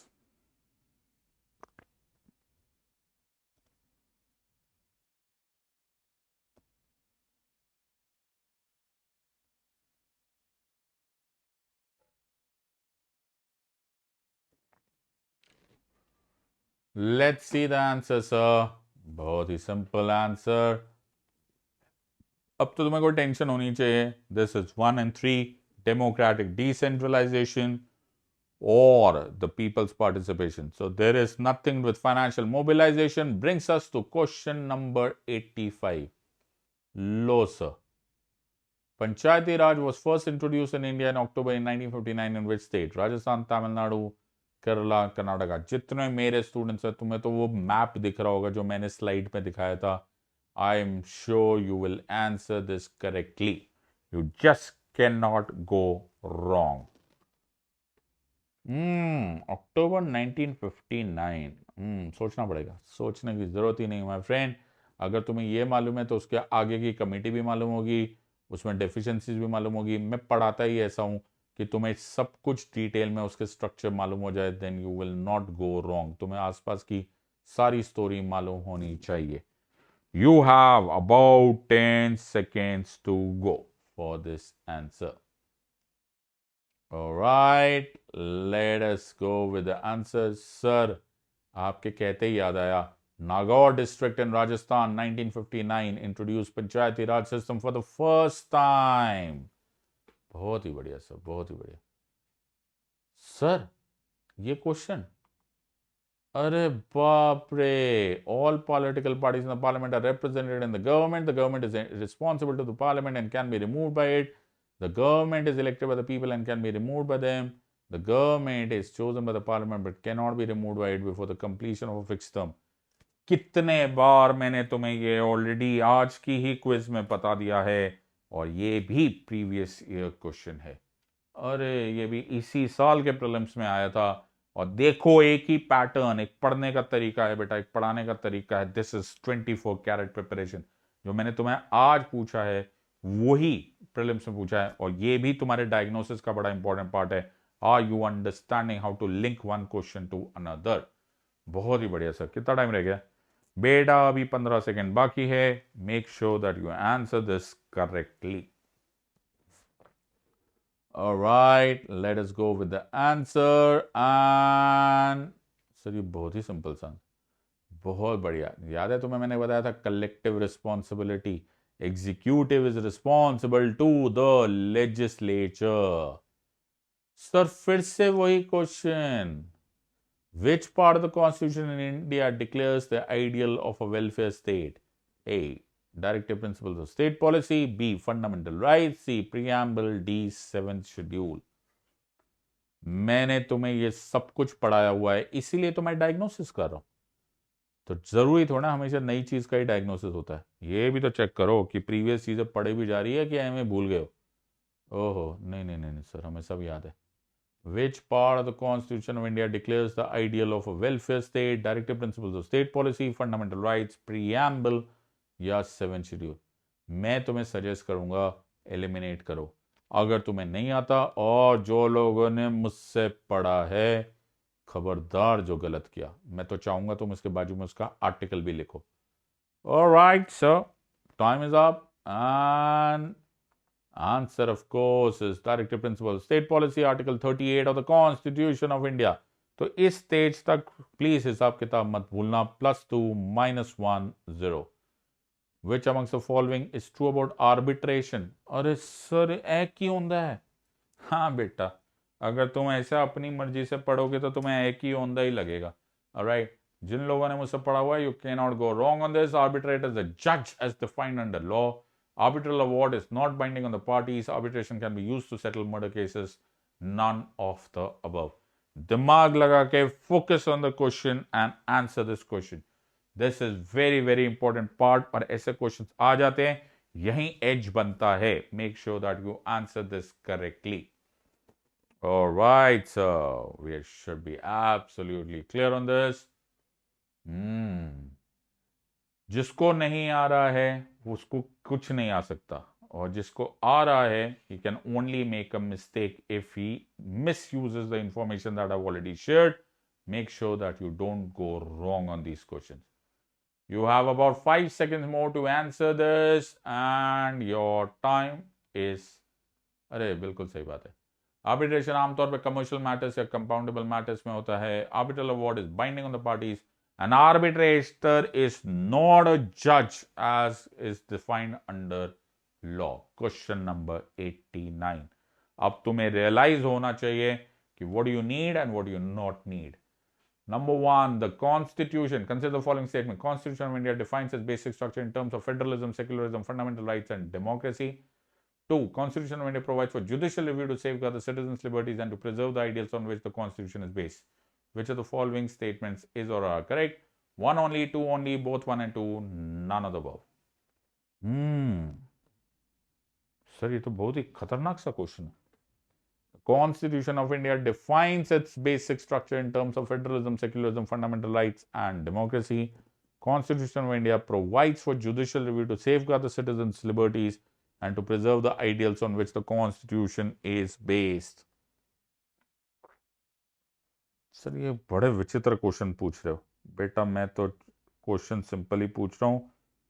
विचित्र इसलिए लग रहे हैं because you are not familiar enough. In case you are not able to answer, you must change your pattern of studying now before it is too late. Okay sir, कितना time रह गया बेटा? अभी 20 सेकेंड बाकी है. Answer this correctly. Alright, 10 seconds ago. Let's go with the answer now. And here goes the answer. अरे sir, क्या constitution of India ने डिफाइन नहीं किया हुआ? नहीं बेटा. Basic structure was a doctrine which was given by the Supreme Court in the Keshavananda Bharati case of 1973. The Constitution of India कहीं पे भी define नहीं करता the concept of basic structure. It is a doctrine. अरे बाप रे sir, 90th question आ गया है. हम थक के चूर हो गए हैं. आधे लोग भाग गए हैं. नहीं, हम भागे नहीं है सर, हम तो यही हैं. All right. Which among the following is true with regards to judicial review provided in the Constitution of India? 1. It has been expressly mentioned in Article 13. It is available only to the Supreme Court. It is part of the basic structure of the Constitution of India. 1 only, 2 and 3 only, 1 and 2 only, या 3 only. ओहो sir, फिर tension वाले question हो जाते. 90th है ना sir, हम थक गए एक्चुअली, वरना ये बहुत सिंपल थे बेटा. 90 क्वेश्चन में थक गए. कम से कम प्रैक्टिस करना कि तुम लोग एक ही दिन में कम से कम 500 क्वेश्चन लगातार दे पाओगे. जैसे बॉक्सिंग मैचेस में होता है ना माय फ्रेंड, कि अगर 15 राउंड का मैच खेलना होता है ना, तो दे प्रैक्टिस फॉर 50 राउंड्स. तभी 15 राउंड्स में तुम थके हुए नहीं देखोगे. ऑन द एज पढ़ाई मत करना, सिर्फ काम चलाओ काम मत करना. Make sure that you prepare this very very well. कितना टाइम रह गया सर? घड़ी देखो. Alright, 10 seconds to go. All right, let's go. You have 10 seconds to go. Let's see this. 1 only, 2 and 3 only, 1 and 2 only, yeah, 3 only. And your time is up. That brings us to 90th question. So, क्या बात कर रहे हो? Is it available only to the Supreme Court? Certainly not. It is also available to the High Court of all the states. Expressly mentioned? Certainly not mentioned. It is described, but it is not mentioned. So the word is not mentioned in Article 13. तो sir 90 questions हो गए, थक गए sir, break दे दो. 10 second का break तुम्हारे लिए. क्या बात करो सर. यस, टोटल कर लो फटाफट अपने marks. Are you less than 50, 50 to 80 या अबव 80? कितने पानी में हो? इस पूरी क्विज का title is know where you stand. You should be knowing that. Alright sir, question number 91. Sir break नहीं दिया, कितने निर्दयी हो sir. One common agreement between Gandhism and Marxism. Final goal of a stateless society, class struggle, abolition of private property, economic determinism. Sir इसको देखकर कुछ ख्याल आ रहा है? हाँ बेटा, अभी अभी ख्याल आया. क्यों? क्योंकि ये इस साल का प्रीलिम्स क्वेश्चन है. ओ, और हमने इसको बहुत सारे अलग अलग तरीके से डिस्क्राइब किया हुआ है और स्टडी किया हुआ है. And you should be knowing this. तो ये भी एक इंपॉर्टेंट पार्ट ऑफ डायग्नोसिस है कि तुम आलसी होके बैठे तो नहीं हुआ, प्रीवियस ईयर क्वेश्चंस कर भी रहे हो और उसको समझ के कर रहे हो या नहीं. So one common agreement between Gandhism and Marxism is alright, A, B, C or D. Final goal of a stateless society. B, class struggle. C, abolition of private property. D, economic determinism. One common agreement between Gandhism and Marxism is final goal of a stateless society, class struggle, abolition of private property, economic determinism. All right, sir, we have, sir, time हो गया. Time है अभी 10 second बाकी. No problem. And here we go with the answer and your. अरे sir, ये तो हमें आता था. मुझे पूरा यकीन है तुम्हें आंसर आता था. अगर ये क्वेश्चन का आंसर नहीं आता तो तुम थोड़े सा ट्रबल में. नहीं सर, हमको ये पक्का आता था. Absolutely clear. You are done. +2, -1 and 0. बहुत करीब मामला है. In the context of India, which one of the following is a characteristic appropriate for bureaucracy? अरे ये तुम्हारे पर लिए क्वेश्चन था. अच्छा, ये भी इस साल का ही क्वेश्चन है? हाँ बेटा, ये भी इसी साल का क्वेश्चन है. तो मैंने सोचा लगे हाथ तो तुम्हारी ये भी मदद कर दी जाए कि ये तो चेक कर लो कि तुम इस टाइम क्या कर रहे हो. An agency for widening the scope of parliamentary democracy, an agency for strengthening the structure of federalism, an agency for facilitating political stability and economic growth, an agency for the implementation of public policy. बेटा जो previous year questions होते हैं ना वो like the back of the hand मालूम होने चाहिए. Okay, समझो वो बात अलग है, बट कम से कम मेमोराइज तो कर लो. Right, so make sure that you memorise these question. ये भी एक इंपॉर्टेंट अदा होती है, कभी कभी सेम क्वेश्चन रिपीट हो जाता है. सो make sure that you should do this. Sir कितना टाइम दे रहे हो इस क्वेश्चन के लिए? मुझे नहीं लगता कि मुझे तुम्हें 60 सेकंड से ज़्यादा देने चाहिए. आप किसी भी क्वेश्चन के लिए 60 सेकंड से ज़्यादा नहीं दिया आपने. मेरा तो दिल ही कुछ ऐसा है. Alright, here we go. And you have 5 more seconds to go. Sir बिना देखे आंसर आना चाहिए. Agency for the implementation of public policy. This is an integral part. अगर तुम्हारे अभी मार्क्स गलत जा रहे हैं, इन वाले क्वेश्चंस में गलत जा रहे हैं, तो -1 मत देना. सच में मन से उसको -2 देना, because then you are not worked hard at all. Preamble to the constitution of India. अरे बाप रे, जितने मेरे स्टूडेंट्स हैं वो लोग इस पर एक बुक लिख सकते हैं. Part of the constitution but has no legal effect, not a part of the constitution has no legal effect either. A part of the constitution has the same legal effect as any other part. A part of the constitution but has no legal effect independently of other parts. Okay, so ये question का answer हमको आता है. मुझे पूरा यकीन है तुमको आता है. दिमाग लगाओ. तुम्हें तो वो केसेस भी याद होने चाहिए जो मैंने इसके साथ पढ़ाए हैं. यस, तो मैंने जो हेंस प्रूव्ड करके वीडियो बनाया था उसमें मैंने ये सारे के सारे स्क्रीनशॉट्स लगाए थे. And I am sure you should be knowing this. The time is up and R S. तुम्हें बहुत अच्छे तरह से याद होगा ये केशवानंद भारती केस है, बट इसके साथ में लेकर विच में said that was a part of the constitution but it is still not justiciable. Question number 94. With reference to the provisions contained in Part 4 of the Constitution, which of the following statement is or are correct? They shall be enforceable by the courts. They shall not be enforceable by the court. The principles laid down in this part are to influence the making of laws by the state. मुझे ऐसा क्यों लग रहा है कि मैं तुम सब लोगों का चेहरा देखूं और तुम लोगों के चेहरे पर यह आंसर आना चाहिए कि ये आंसर कितना कितना सिंपल है. 1 only, 2 only, 1 and 3 only, 2 and 3 only. बहुत ही बढ़िया सर. ऐसे क्वेश्चन आने चाहिए. बेटा हमने इतने डिटेल में ये क्वेश्चंस पढ़े हैं, आई एम श्योर तुम लोग ये गलत नहीं कर सकते. बहुत बढ़िया सर. अभी तक तुम टिके हुए हो, गलत मत करना. +2 -1 0. All right, here goes the answer, sir. You have 5 more seconds to answer this question. All right, here goes the answer. बहुत ही बढ़िया sir. They are not justiciable, और इसीलिए वर्ड्स लिखा हो जाता है they shall not be enforceable by any courts. Question number 95. क्या बात कर रहे हो सर?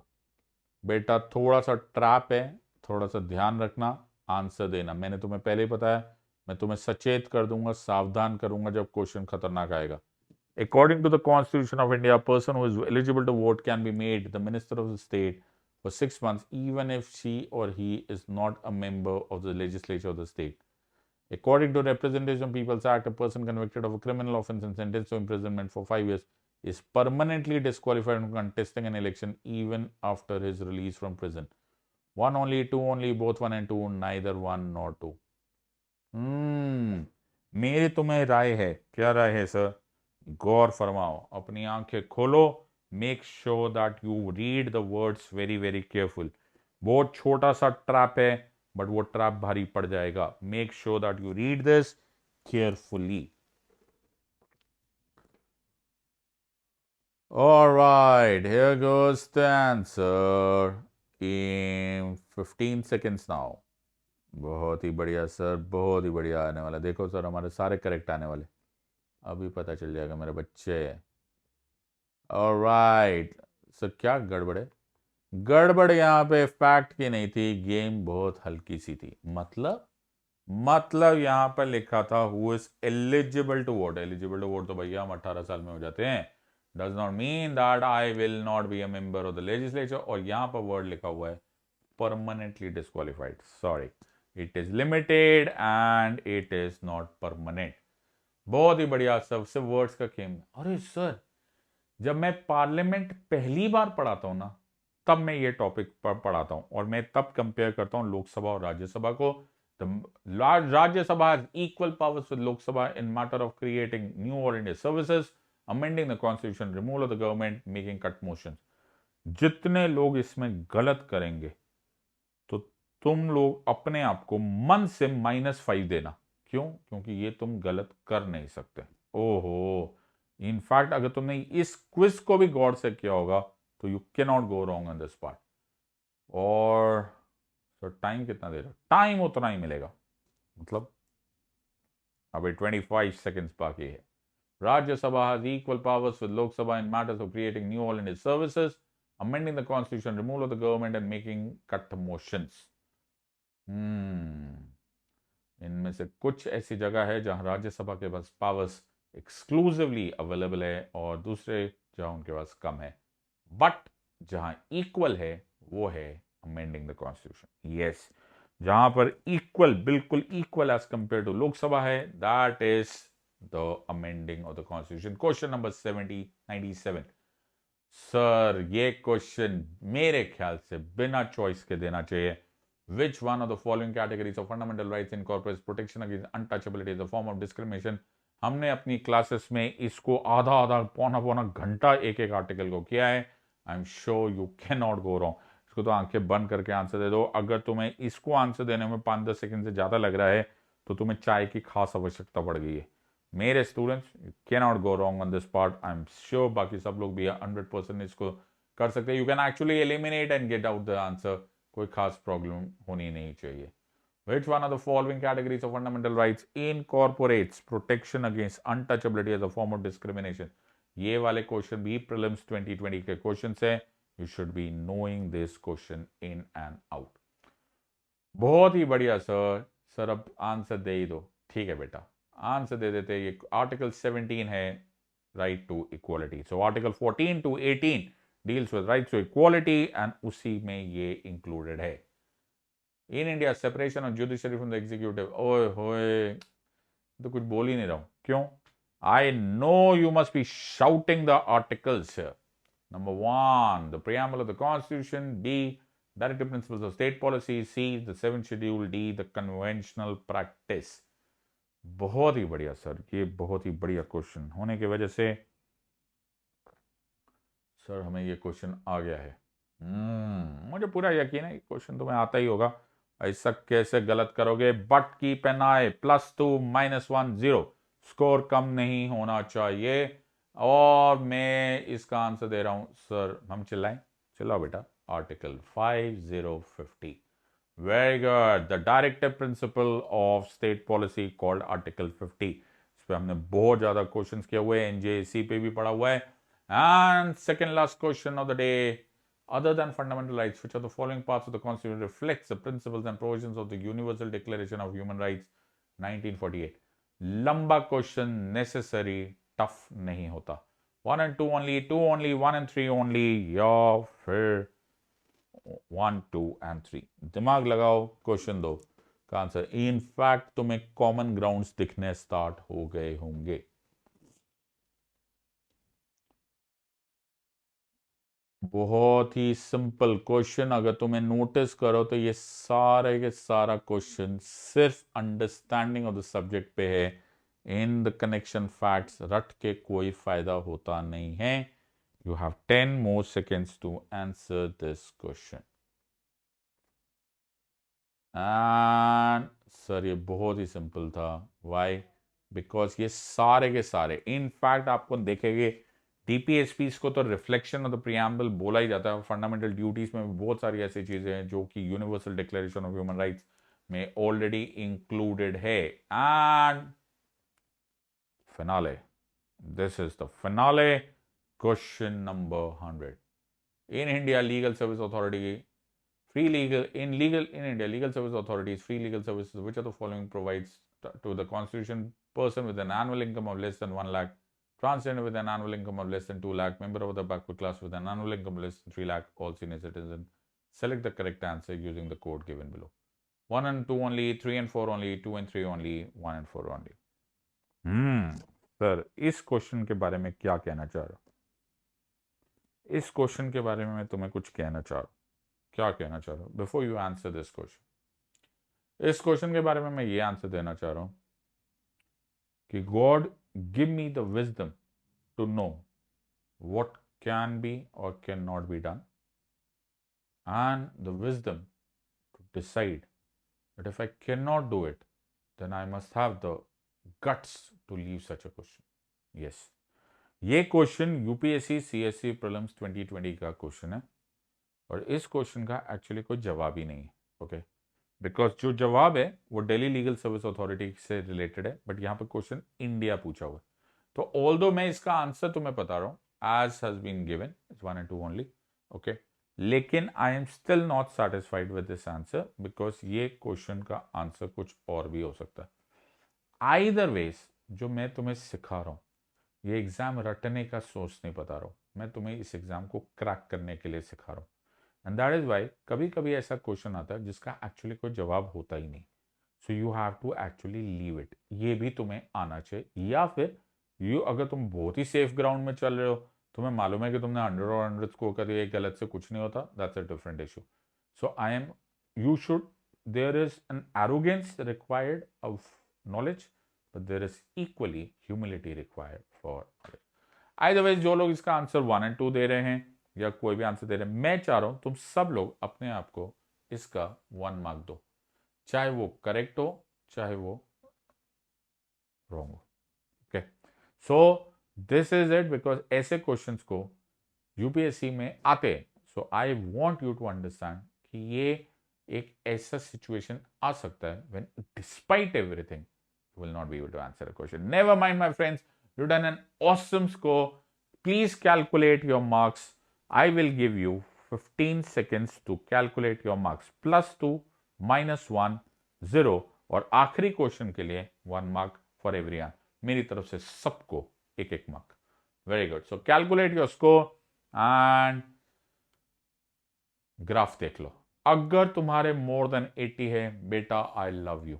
ओके, इसी राह पे चलते जाओ, भगवान ना करे तुम्हें कोई नजर लगे, इसी तरह से चलते जाओ। You are absolutely on the correct path. इसी को इंप्रूव करो ना, ओवर कॉन्फिडेंस में हो, बट तुम्हें रास्ता मिल गया है। Those of you are less than 50 और 50 to 80, कोर्स करेक्शन की जरूरत है। मैं तुम्हें फिर बोल रहा हूं, मेरा काम है बोलना, तुम्हें जरूरत है मदद की। Make sure that you take our help. Number 3, less than 50, with wide open arms we are welcoming you. Please take structured courses, otherwise तुम अपना चांस, अपना करियर और अपना 1 साल के साथ अननेसेसरली रिस्क ले रहे हो। डिसाइड वेयर यू आर, ये तुम्हारा डायग्नोसिस था। एक अनाउंसमेंट मैं तुम्हारे लिए और कर सकता हूं, दैट अनअकैडमी ने most competitive gamified UPSC CSC battle बनाया है।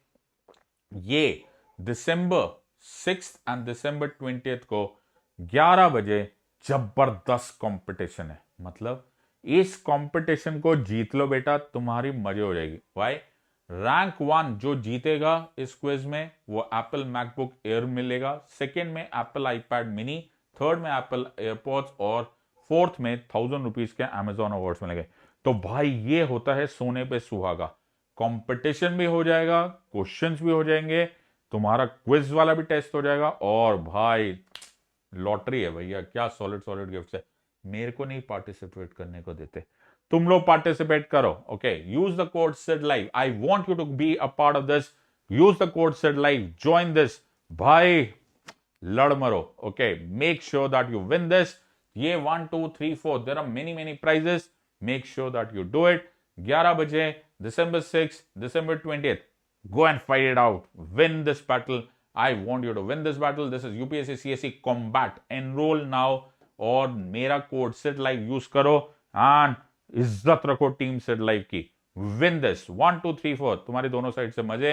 जीत गए बहुत मजे, नहीं भी जीते फिर भी बहुत मजे, because you have this intense competition of UPSC combat.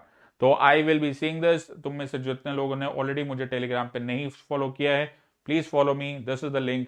नहीं तो इसको स्कैन कर लो and you can join me on Telegram. My friends, in the words of Unacademy, let's crack it. It was an awesome experience.